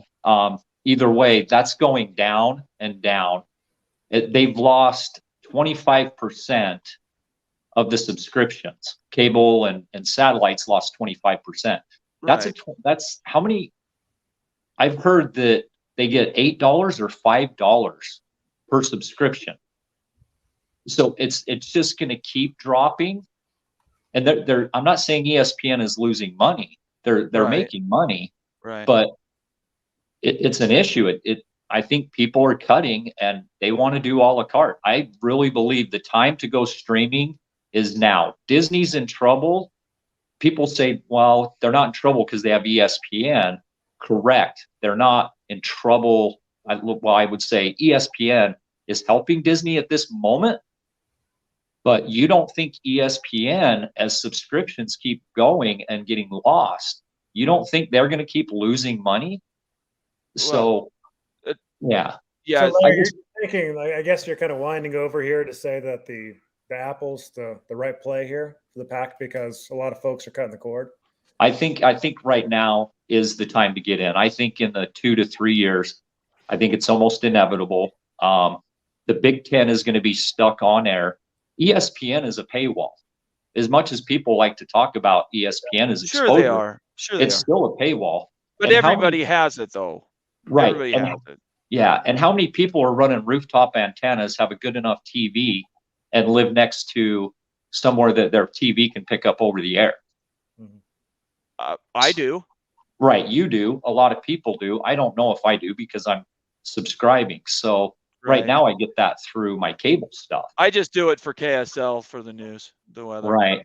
So Larry, I think it's all about timing, right? Like you're right. Everyone realizes that everything is going to streaming, but is it today to make that move or is it in 5 years? That's the conversation that's really important. Yeah, that's a good question. You like, unfortunately, I don't think the Pac has any option. They need to jump in. It's very, very boots on the ground right now, but they don't have an option.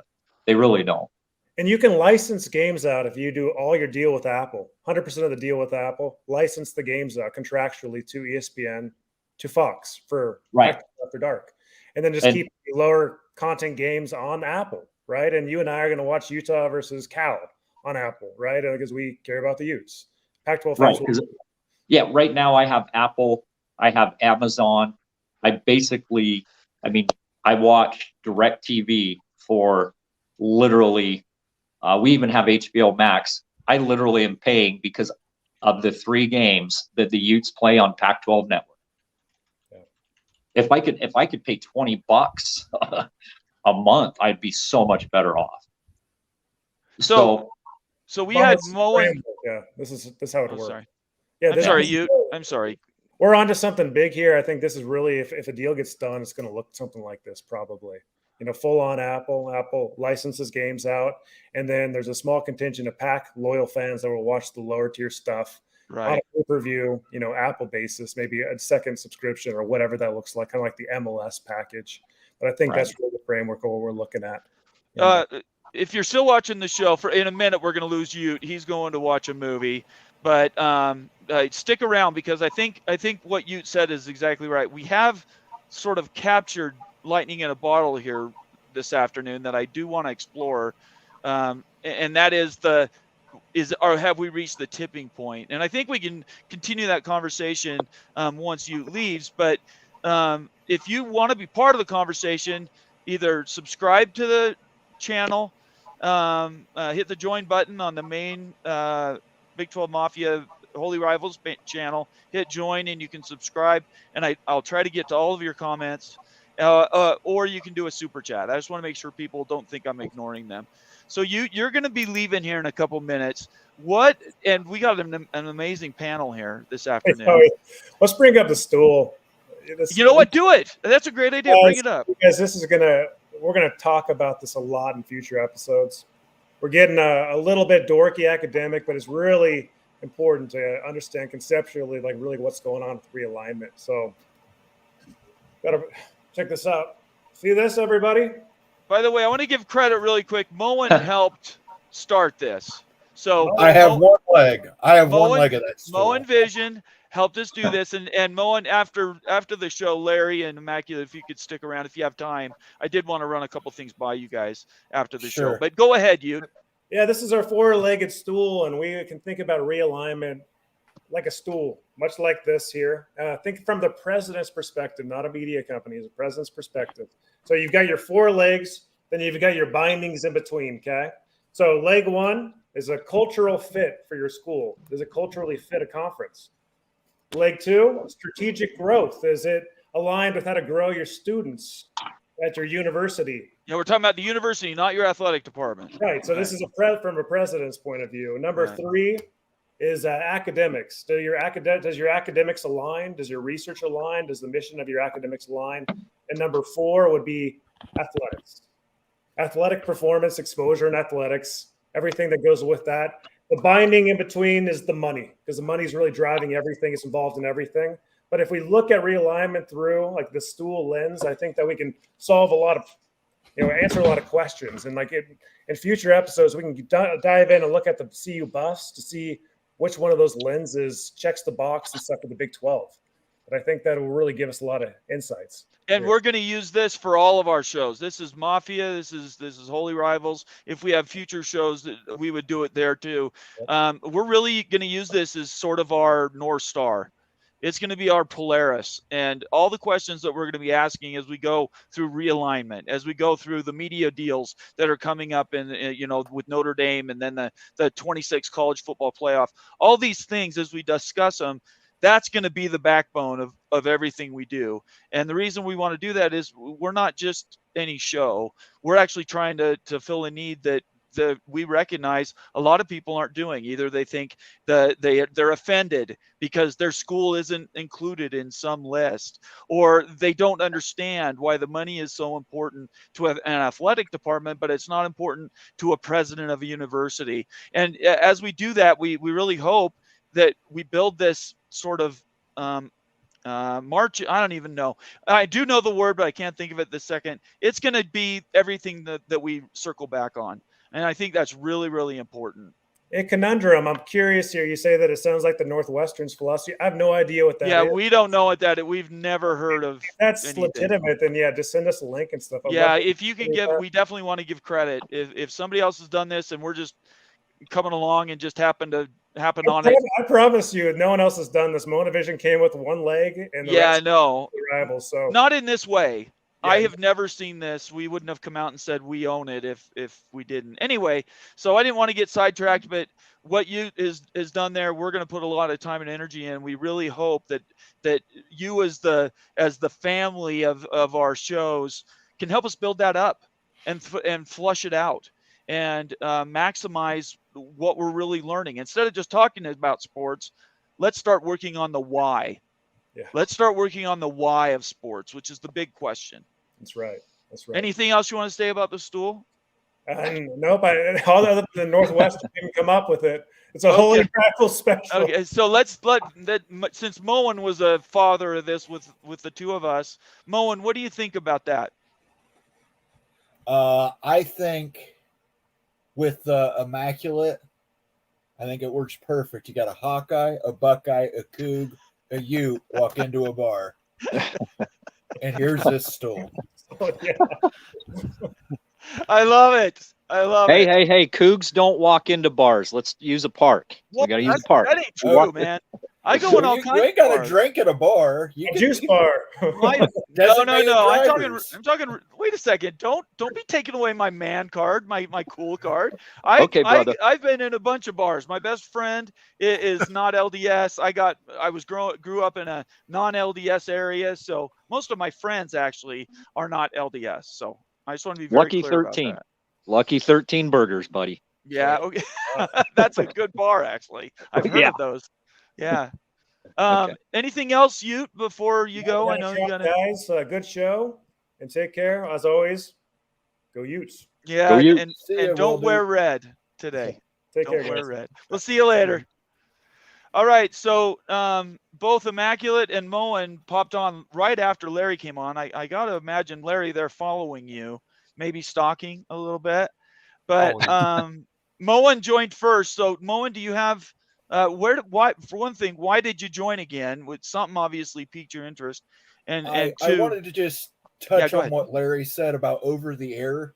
Over the air is actually one of the fastest growing segments with cord cutting. And it's growing among the 18 to 35 demographic It is. more than any other demographic. So the Big Ten isn't really stuck on OTA.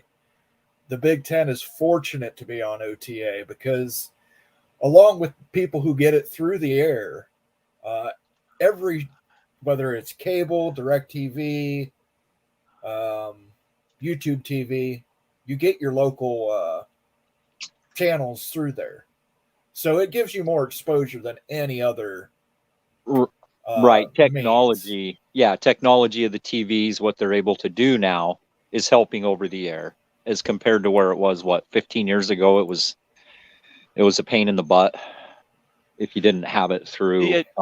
Larry, I went and bought a digital antenna because Utah was one of the first to be fully loaded with DTV. And by the way, I got to give Governor Herbert and Governor Cox a lot of credit for really pushing that out, because there's a lot of people that are disenfranchised that can't access TV like UHF, like it used to be. But now you get, I want to say it's 30 channels.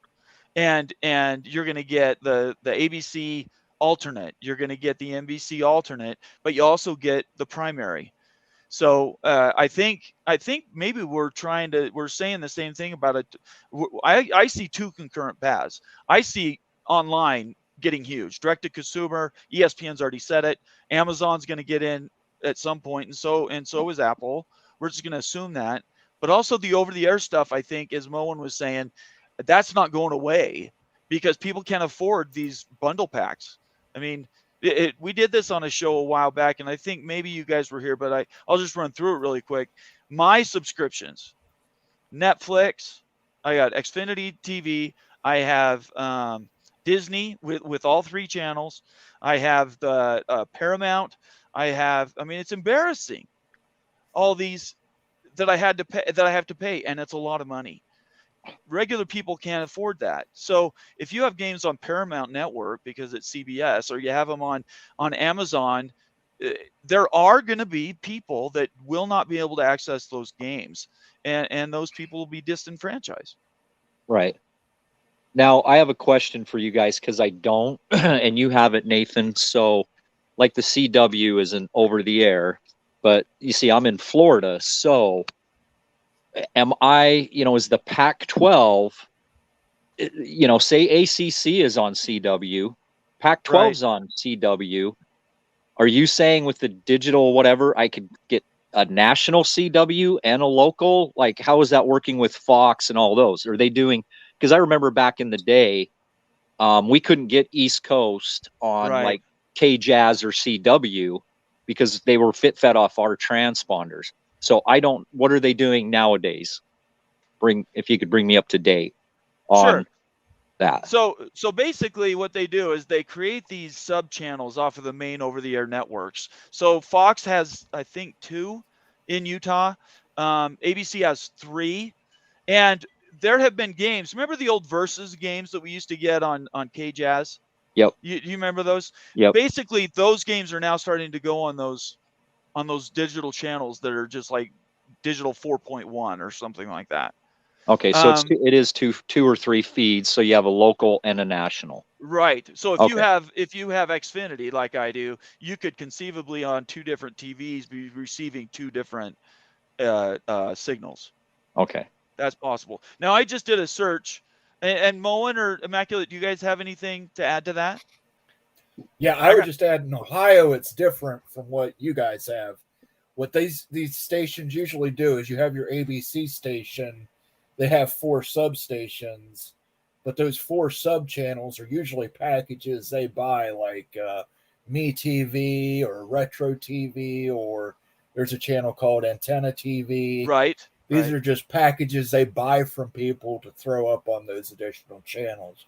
We don't really get like 2 ABCs. We get our ABC, and then our ABC, their second channel might be Me TV, their third channel might be Antenna TV. The fourth channel is called Stadium, Right. which, as far as I can tell, right. is just completely dedicated to gambling and showing. It's almost like ESPN Ocho from dodgeball. They like show football games where it's like North Fork State Community College versus, Palookaville Ampro Indoor Football League. It's just, but that's the way it works in Ohio. So I've displayed. Can you see this, Larry? Yeah. So in Utah, the CW, and I thought it was, but I wanted to check first. It's a digital channel. So what's intriguing about the CW is that it actually is over the air. Right. So you wouldn't, if you went with the CW, for instance, or Ion is another one that I know for a fact's over the air in Utah. You watch those games, you don't have to pay a dang thing.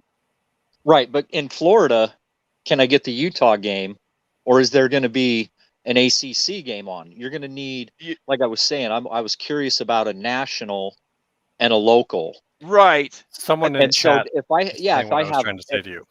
Go ahead. Okay, go ahead, Moen. Yeah, one thing to look at. There's others, but as James Fitzgerald is saying in chat, something like Roku. There's these upcoming things where there's over the air that's on Roku, but they also have digital channels that you would just find on cable there. There's these other options that people are getting. I think that's why over the air is growing, because of these services like Roku, where they just kind of gather all this together and provide it. So you could just get a little Roku box for your TV, and now you're kind of got a mixture of over the air and cable. Okay. I've never used that, but I have a family member who has. So it is a thing, and you can use that.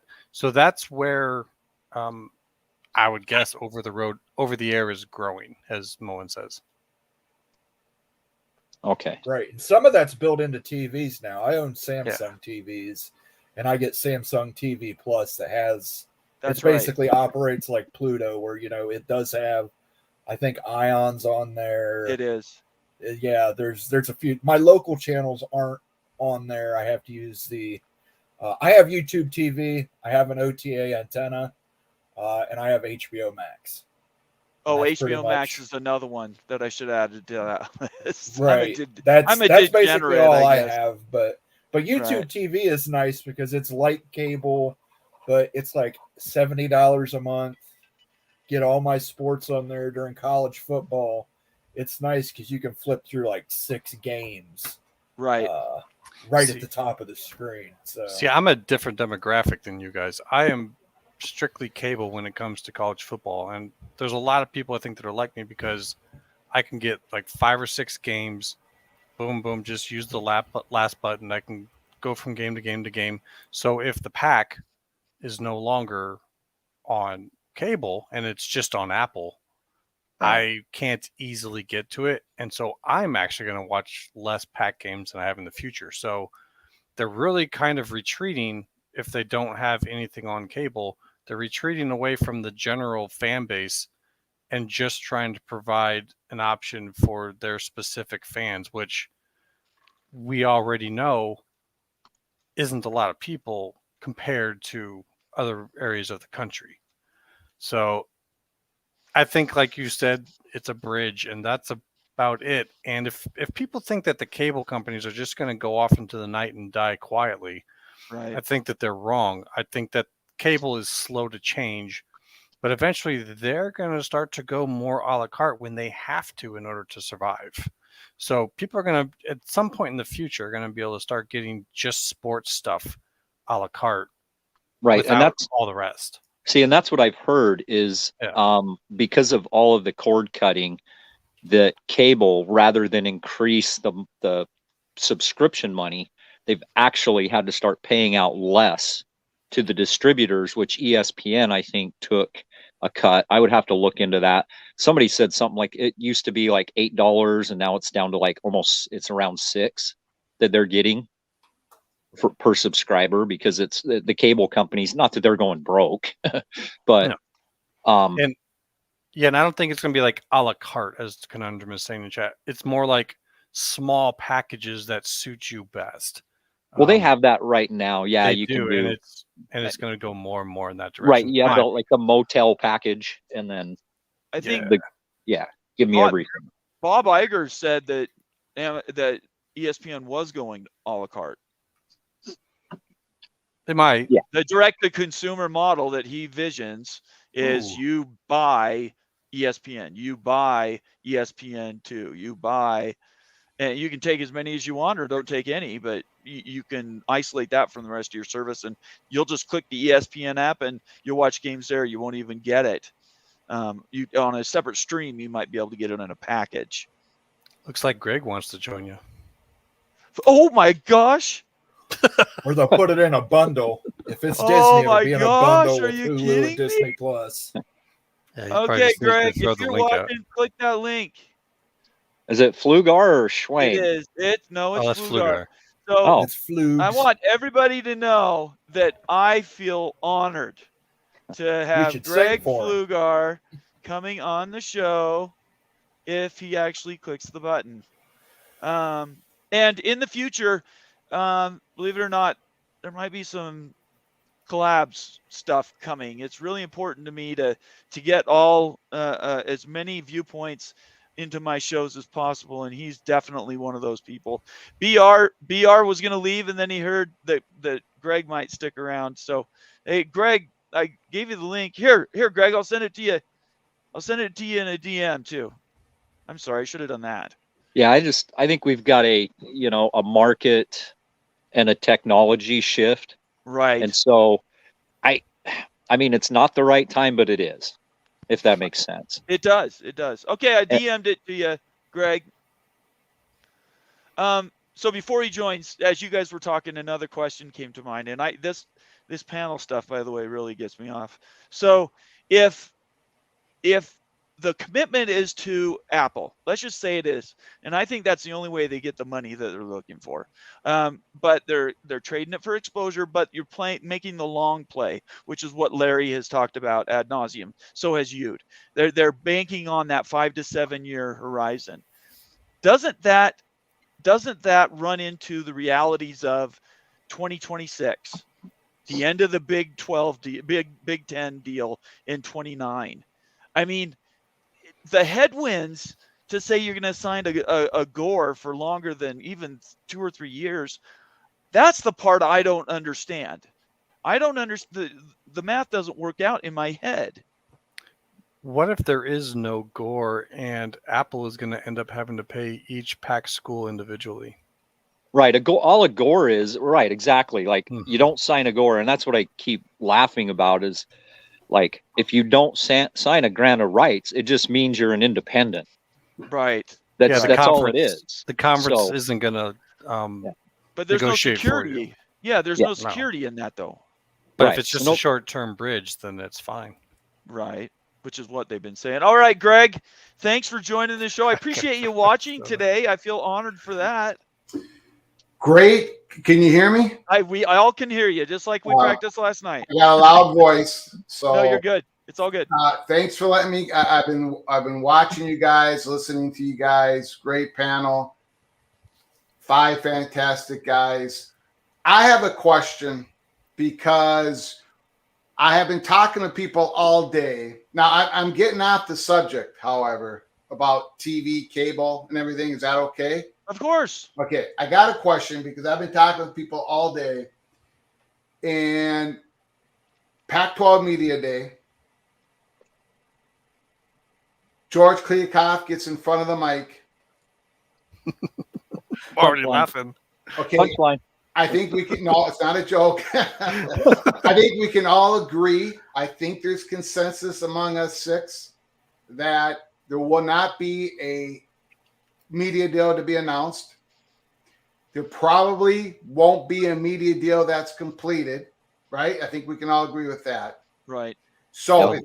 if that's the case, if we're correct on our assumption, what does George Kliakoff say? And I'm not even talking to I'm not saying what he should say to the president. I'm saying in front of the mic when he does his 2-minute or 5-minute speech on a one-day media day, Right. and he has to answer questions. How does he? They need positivity here, guys. They need to spin this. No matter what he has in front of them, he has to say something positive. How does he phrase it? What does he say in front of all those reporters?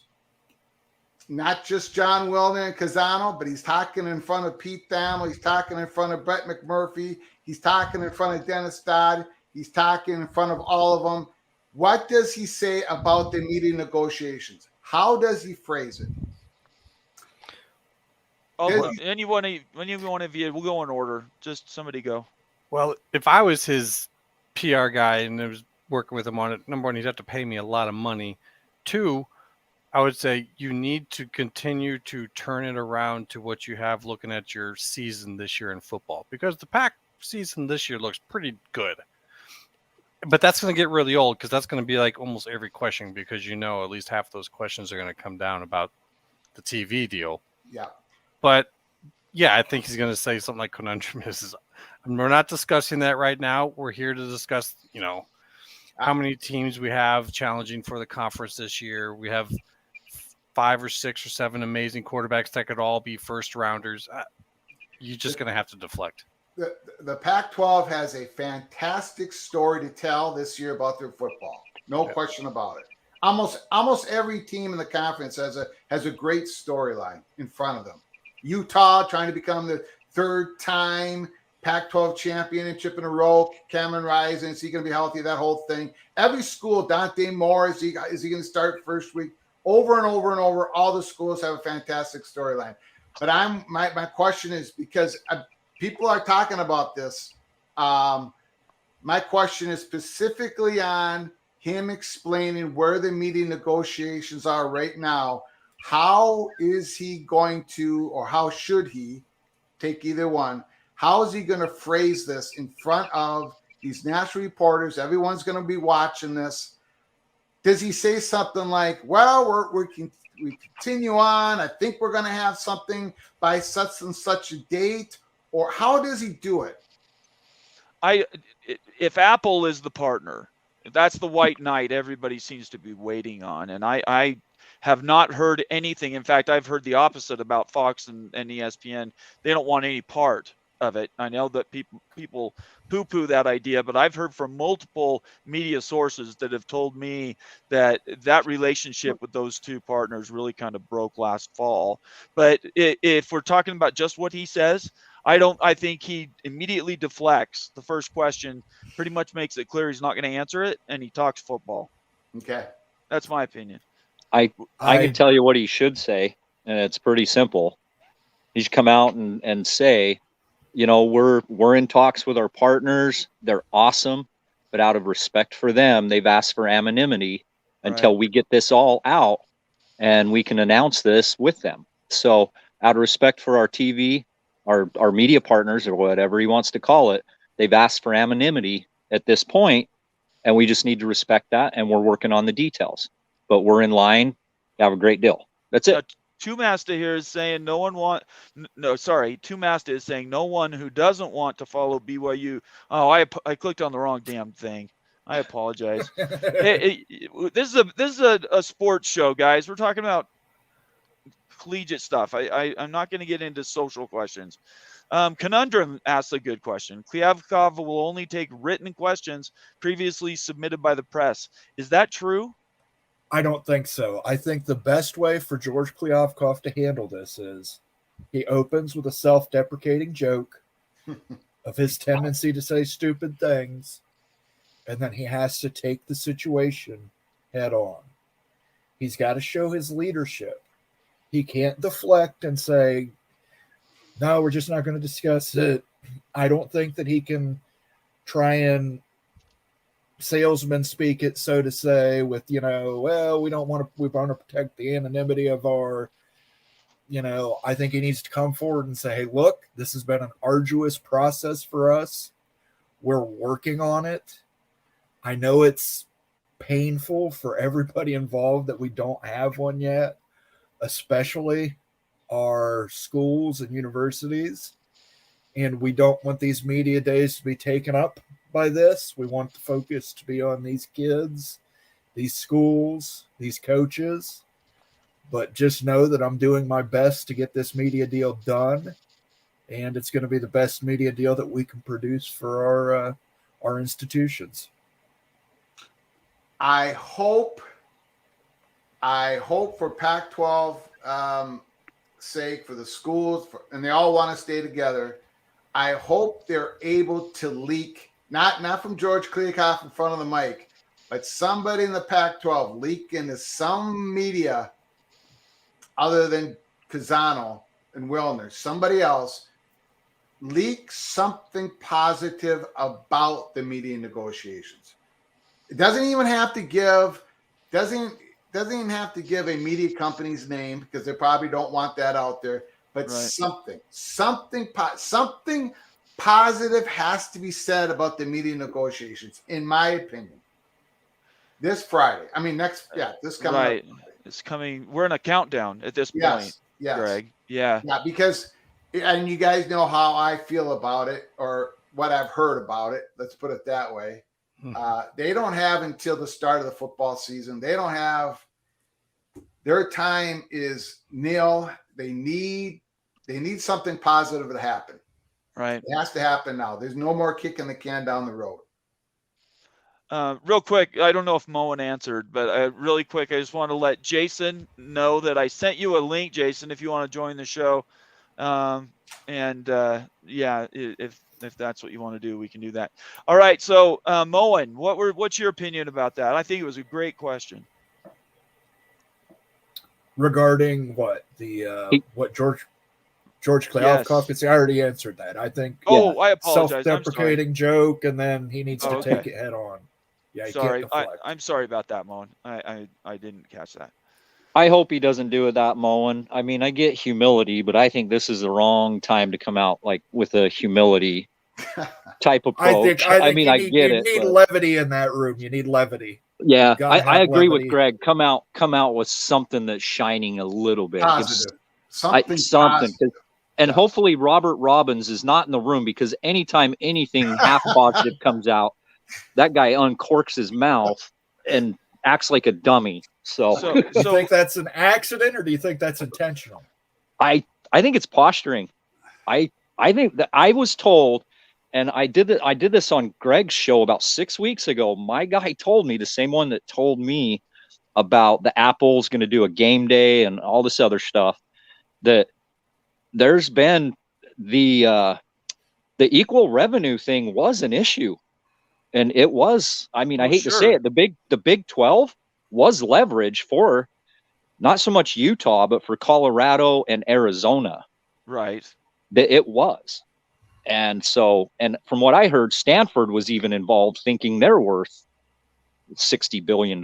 So anyway. So Greg, I think as we circle back on this, I think the perception is he should say something, but none of us expect him to say anything, because anything he says, he's going to be tied in knots. And let me ask you this as a follow-up, and this goes to all you. Say in the background, they're hearing that one of the schools might be leaving. How do they handle that? Is it all bubble gum and cream soda? Is there some sort of a treatment difference between the schools and the leadership that are at this media days? I'm real curious about that, because as much as we hear stuff on our side in the influencer world, they're hearing stuff on their side. And I'm just curious how. I'm not so much not worried, but thinking about Kliavkov, I'm thinking about how are these schools going to treat each other when they're not behind closed doors? Well, I'll just rip the Band-Aid off, I guess. They know, and I know there's people out there that don't believe this, but the Pac-12 schools know about Colorado meeting with the Big 12 in-person meeting May 7th in Chicago. They didn't know that it was happening beforehand. I don't know when they all found out, but they all know now. So they know about the serious discussions between Colorado and the Big 12, and it's been going on for quite a long time.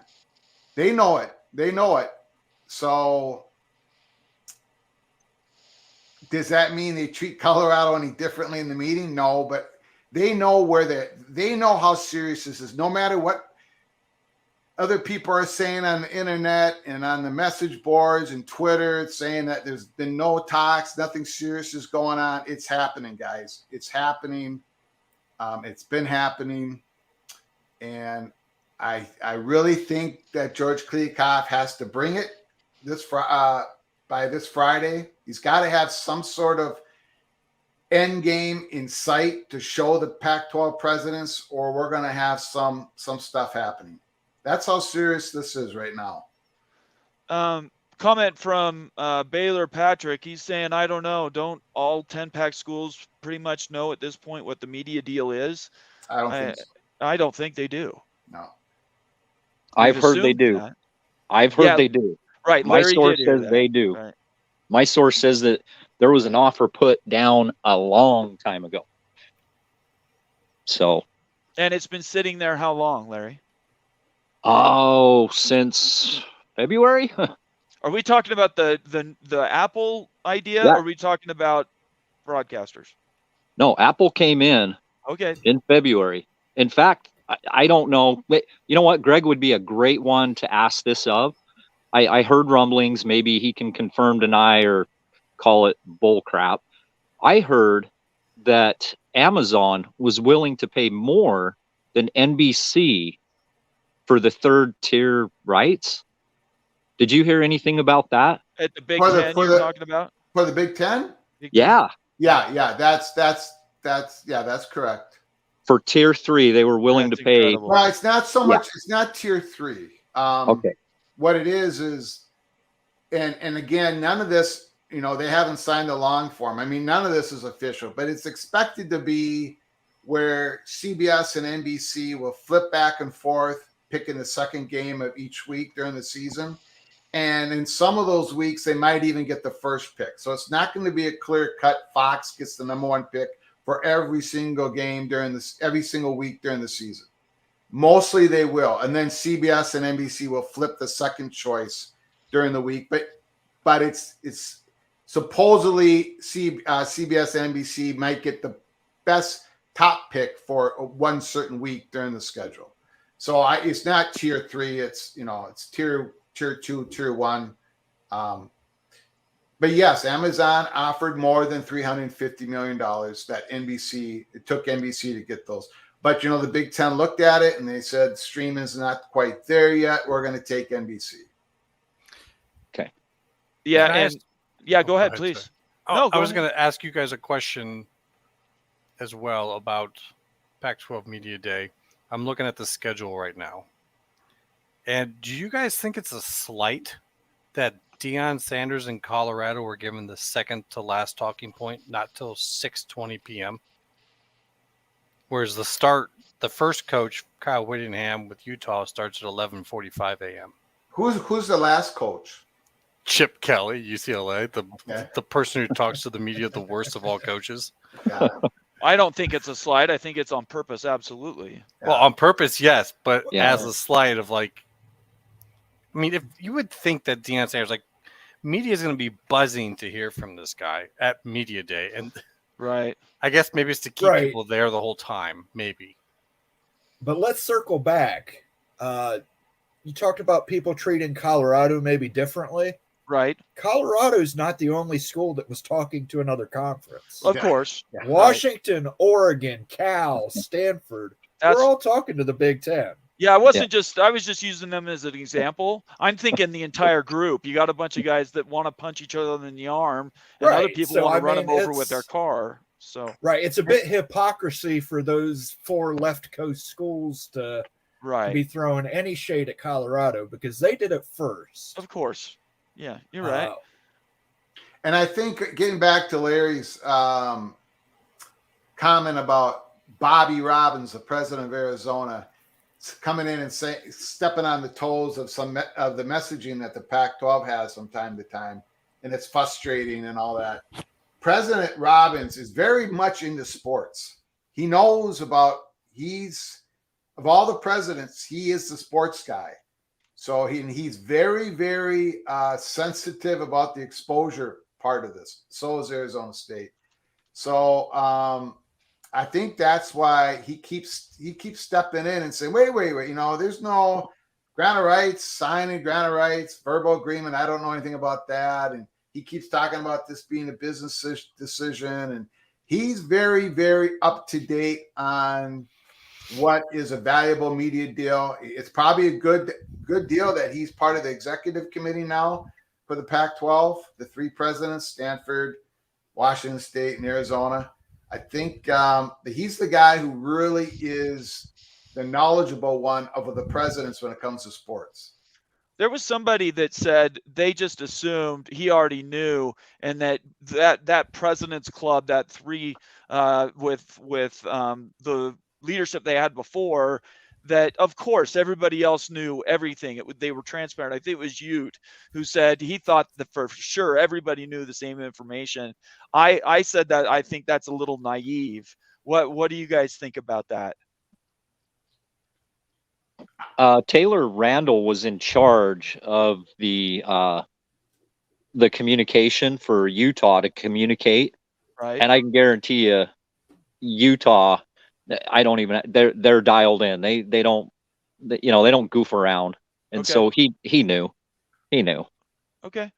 So if that's I believe he knew. Sorry. So if we assume then everybody knew, then at the end of the day, what is going to change to get a deal? You said that and this, I didn't realize this date, Larry, so I appreciate you saying the date. You're saying Apple basically put this in front of them in February. Yeah. Why are the Gore has to be the biggest blocker because they're not all on the same page, and the media share has to be the other one because you have schools that have other options. Is there any other explanation? If that's true, Apple's been there since February, then I don't know what the hell we're even doing here anymore. Well, they've got to please too many masters. You've got to please 10 people. Right. No, I know that's the problem. What's going to change that? Well, nothing. I can't think of anything. Well, they can't sign a Gore because a Gore has to have for a certain amount of time. If they're only do a 3-year deal, who wants to sign a Gore at this point in time when next year Right, you they're might going to be back in it again. So then you have to start doing individual deals with each team, which is why this could possibly be going so long, is because you have to figure out the payout for each school. Whereas if there's a Gore, then the conference just gathers all the rights, sells the rights, gives everyone their payout, boom, done. If they have to figure out each school what they're going to get direct from Apple or direct from whomever, because there is no Gore, this is way more complicated than what any other conference actually has to do in the same regard. I keep hearing that. I'm starting to believe that's a hollow.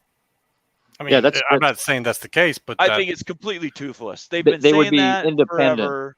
Yeah, they'd have to go independent. That's the same thing as being independent. Exactly. Now the scheduling, now they have to schedule. They have to get a TV partner for this. You have to present your schedule. Like BYU went through independence. You have to schedule people. It's a pain. It sucks. They're not doing that. To sign a 3-year grant of rights, hey, we're going to play each other. Apple's going to pay us this. They're going to sub-license. If we can get on, we get on. If we don't, we don't. I mean, what else are they? What's their options? Everybody says they have somewhere to go. Is Oregon and Washington? I mean, I don't see an invite. At this point, I would not be. I think there's a 5% chance Oregon and Washington could come along to the Big 12. Why would they carry the Big 12? They can carry the Pac-12. That's lateral at best. No, it's not about that though. It's about eyeballs. It's about the big word exposure. Right? We're talking about institutions that deal in billions of dollars in grants every year. Who here honestly can say they think what we're quibbling over here is pennies, is what's driving the bus? It's not. It's exposure. It's the Greg's show, I can't remember, 27, where he said it's about the exposure that these universities can get and the loss of it that is driving all this. It has nothing to do with the money.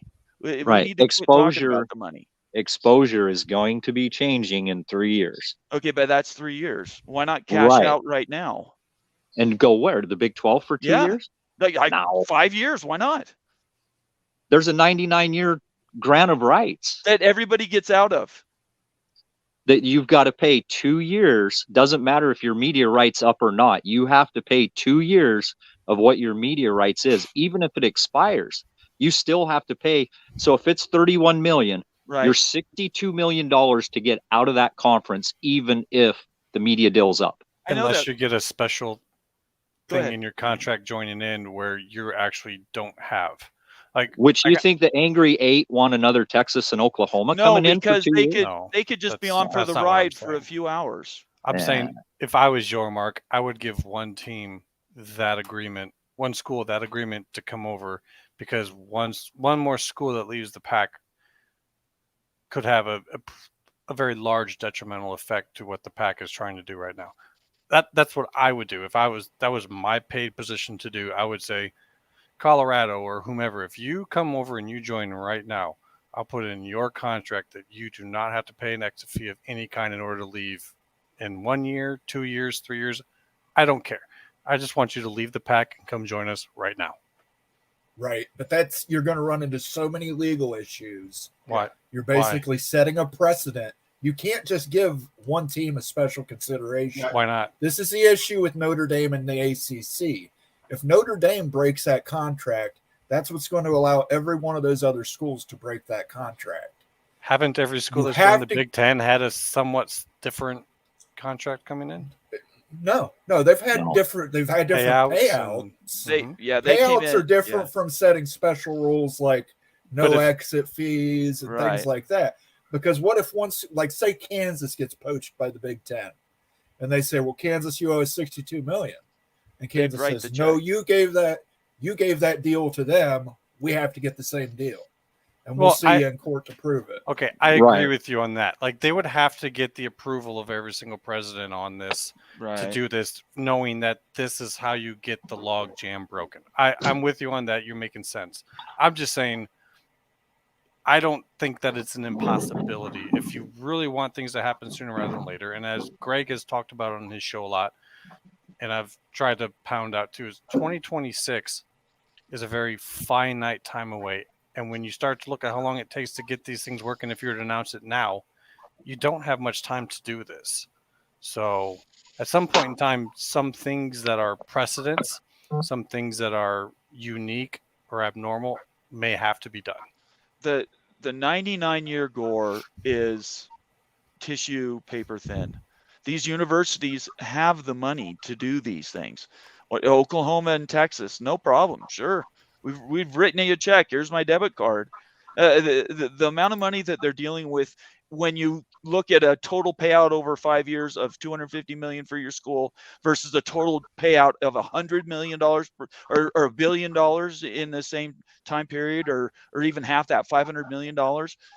Those exit fees, all they are is they're like getting a speeding ticket. Now, I don't think they're going to be the barrier to breaking anything. I think the ACC is going to pop once one of these schools decides we're tired of this and we're big time and this is not big time football. Right. And I would go back to the Oregon-Washington discussion you were having in the Big 12. Right. I don't think Oregon and Washington would accept being in the Big 12. Maybe that's possible. That's a culture fit. That's one of the legs of the thing, right? Right. I agree. Yeah, I don't think they would accept it. But at the same time, is there anything that would stop them? Stop if the pack explodes, I mean, as long as you've got Oregon and Washington, you've got a pack. Oregon and Washington have 40% of the value. Yeah, but those two schools, an entire conference of the Mountain West, for instance, if say the Four Corners leave, and Washington and Oregon don't have a home in the Big, what happens in 2026 when they redo the college football playoff and that conference is completely left out? It's now an A4 instead of an A5. Well, then they can do something then, but why make a lateral move now with a potential for a forward move 3 years from now? I don't see why not. I guess the question I would counter that with is why not? And because they're hoping to get into the Big Ten, and you hear it takes a year or two to get logistics and things in order to move to a conference. So if you're going to say they know they have an invite coming in 2026 to the Big Ten, or a possible, just even a glimpse, a sniff, you're going to change two conferences within 3 years. No, I agree with you. If it's the same reason Utah doesn't want to move. They're trying to position themselves to move up. I realize that, but they are different futures.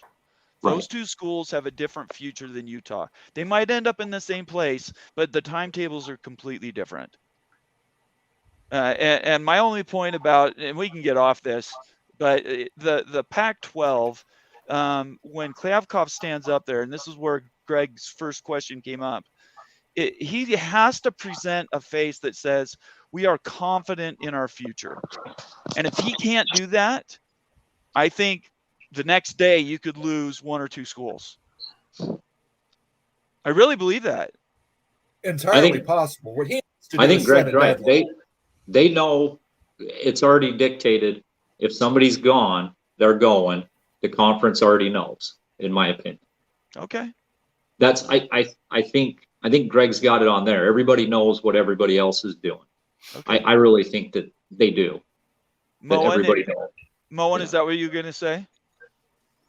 I think that George Klyavkov needs to get a figure and a date.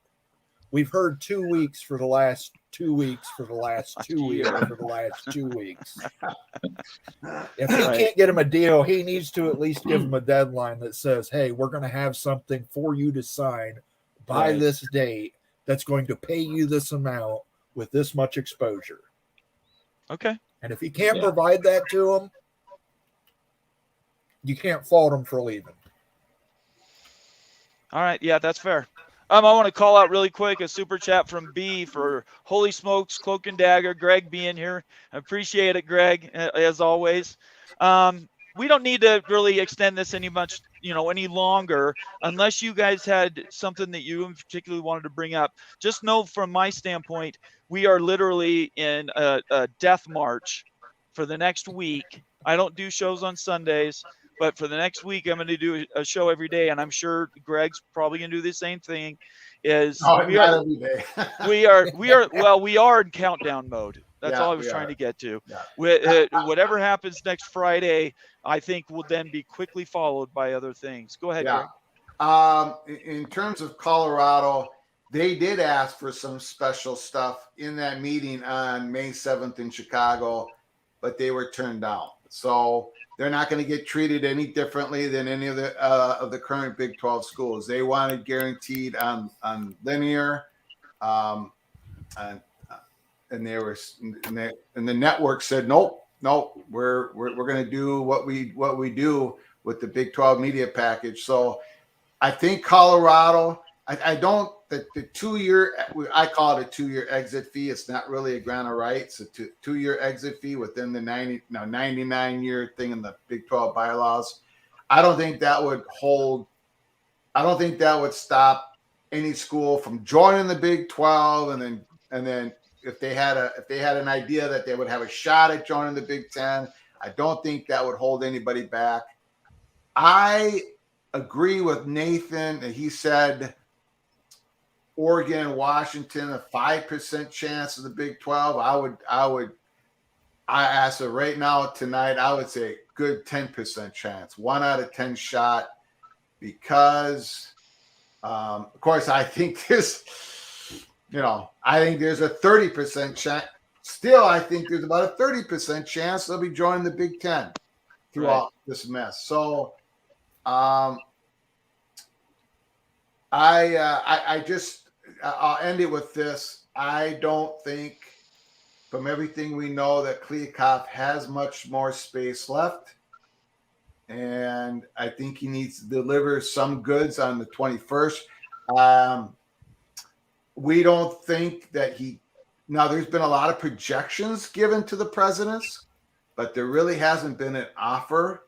That's what we believe at Peek Around the Corner. We have been saying that pretty much every week since January 31st, and I think history will be very kind to us. There has been projections given to the Pac-12 presidents that have overlapped the same type of content. So it's not really an offer. It's just projections of what each media company, potential partner, would give to the Pac-12. But really none of that was real. A couple Fridays ago, when they presented that framework, it was basic. 2 days after that Friday, on a Sunday, I went live and I said, we got the word from our source, Arizona State Money Perch, and other people, other reporters, saying that basically that presentation was void of any true details at all. There wasn't anything there. There wasn't going to be any details leaked. And now that we're 2 weeks after the fact, there has been no details leaked. The reason why there hasn't been any details leaked, because they were given no details. No details. And if you read, what's the Sports Illustrated? He just left Sports Illustrated. Ross Dellinger. Oh, Ross Dellinger. Okay. Man, if you listen to him since that, or even if you read his tweet of when he broke the news that, he says basically this is non-news. There's nothing there. Right. And he's been saying it ever since. So George Kliavkoff has to present the goods to the presidents, and I think he has to say something really, really positive on the 21st, and I think they should leak something positive if they have something. I think they have to go on the offensive to keep everybody in the boat, no matter what it takes. That's how I'm looking at it. And I guess we can finish on this. By the way, Sergeant Pickles, thanks for your super chat. Thanks for everybody who watching. Please subscribe. Follow these guys on Twitter and on their shows if they exist. Help them. It helps us. We're not getting rich on any of this stuff, but it does help keep the lights on. Appreciate the super chats. And then any subscribers, if you subscribe, it's a lot cheaper than doing super chats. Thanks, Sergeant Pickles. He had to leave, so he's gone. This is my last question, and it's to everybody. And then you answer or don't answer, it's cool. But my big question is, at the end of the day, when we are kickoff is August 31st, I think, the first games, unless there's games the Nebraska, week before. Minnesota. Okay. So Nebraska gets to lose their second game in 2 years at the beginning of the year, huh? Is that how it works? Let's hope. Anyway, where are the Four Corners playing football? Oh, in the Pac-12. Are you talking about next year, 2024? No, I'm talking about for 24, not this year, but for 24. That's a good question. Don't know if they're already going to be moved. I think at this point in time, I would have to hedge my bet, and I'd have to say Pac 2024. But that may not be the case for all of them. I just don't think that all of that movement will have happened yet. It may have been announced, but they won't have moved to play. Okay. So July 1st, 2024, you think they're all still in the Pac? I think that some type of bridge deal is going to have to be made. I don't think it's going to be all that great, but I do think that something will be there. Okay, Larry? Yeah, I think they'll be playing in the Pac-12. All four of them? Yeah, Colorado, I mean, as far as I've been told, and the last I heard, everybody was on board. Okay. So, And you have, so everybody knows, Larry knows people. He's important. I didn't know. Moen, what do you think? Mr. Big Ten, Mr. Ohio State. 2 in and 2 out. I think Colorado leaves and Arizona follows. I think the Pac adds a Colorado State to fill the Colorado void, and then maybe goes to San Diego State and jumps into that legal battle to get to 10 teams, and you get a 3-year media deal for the Pac through Apple. They don't need 4 to survive, you don't think? You really think it stays at 2? Right. It'll be Okay. they just lose 2. They'll just stay as a 10-team conference. They don't need to swell to 12. Okay. They can stay as a regional conference. It'll be a 3-year deal. By that point, everybody will have their landing spots figured out. Right. Except for Oregon and State and Washington State. Unfortunately, I think those 2 schools are left behind for the Mountain West, but I think everybody else will find a spot in the Big or the Big 12. They could dominate the Mountain West and get that group of 6 spot. There's nothing to say they're out of it completely, but I agree with you. All right, Greg, what about you? Colorado's about a 6.5 point favorite to lead to the Big 12. So I got Colorado in the Big 12 by July 1st, 2024. I think Arizona is a good 4.5 point favorite to leave to go to the Big 12. And I think Arizona State is a pick 'em. Arizona State is the president has no affinity to the Big 12 schools, to the institutions. Arizona State does not want to go to the Big 12, but Arizona State has been very, very frustrated. They have voiced their concerns. We know this. They are not happy with Kliavkoff. This is a president that supported the previous commissioner, the Pac-12. He got a lot of he's received a lot of heat for that, well deserved. But he doesn't like the guy that got in there now, and I'll just put the word allegedly up there. So Arizona State is of 2 faces right now. They do not want to go to the Big 12, but they do not want to. Both Arizona schools do not want a big-time streaming deal. And I've got them as pick 'em. So if Arizona decides they have to go with Arizona, then Utah's coming with them, because at that point the Pac-12 is shattering, and then Washington and Oregon they're going to swing for the Big Ten. If they don't get the Big Ten, they're probably going to the Big 12, and that's why I've got them a 10% chance. I think things, and I think it's going to. Again, I think George Kliavkoff's time is he has to produce now. This is not going to go into the middle of August. So now I've been saying that for a while. It's not going to go to the end of July. Well, I was wrong about that. So, but we are pretty convinced that this thing is winding down, and George Kliavkoff has to bring the goods. And I got the PATC Sportsbook. I put the money down. Arizona, Colorado, both gone to the Big 12 by July 24th. And Arizona State becomes very, very important under the scenario that I believe is about to play out. Man, you guys humble me. Were you going to say something, Moen? Well, yeah, I was going to say Greg agreed with me. That's right. That doesn't happen very often.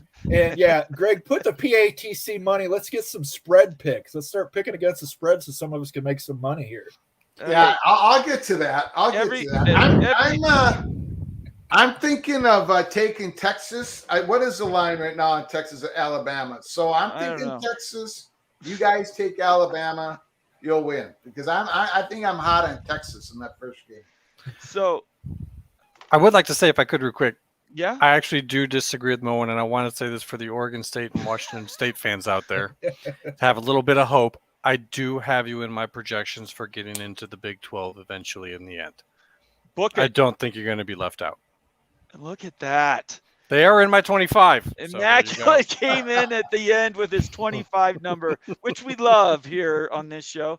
Hey, guys, I just broke to triple digits for the first time on my show. So congratulations. thank you so much for being here.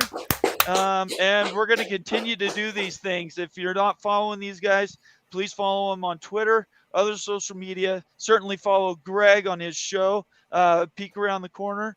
And I'm just very humbled again to have all you guys on the show with me today. We learned a lot of stuff, and I think at the end of the day, we've maybe dispelled some rumors that have been staying out there, just not making common sense. At the same time, we don't know until something's written down. We don't know. So I appreciate it, everybody. Thanks for the donations and the super chats. For those that have joined to become new subscribers, I appreciate that. Please consider actually subscribing and giving me money. That would be great. I'm running at a deficit now. Anyway, if you do that, all your comments I try to get to, and certainly you're given priority. So I guess we'll say out. Do you guys want to say anything else before we go? I think it's funny that the SEC gets 4 days this week of media Right. days, and the Pac had to squeeze themselves in at the very end, and that says an awful lot. Yes, it does. Is that right? Is it 4 days? I didn't look at the calendar. Monday, Tuesday, Wednesday, Thursday are the SEC, which is funny. We're not talking about that my. at all. They've got all week long until Friday, and then the Pac just barely gets to squeeze in the media day schedule. No, And let, that's all let they the get. let the big dogs eat, I guess. Even the All right, ACC everybody. gets 2 days. We're doing a show. Sorry, one last thing. We are doing a show, Holy Rivals, on Monday. Our same time is at 8:30 Eastern. Come back. We'll get you on the show. We'll have more conversations, and we'll keep this going. So for everybody here, I say peace. Have a great night, and try to stay cool if you can in this hot weather.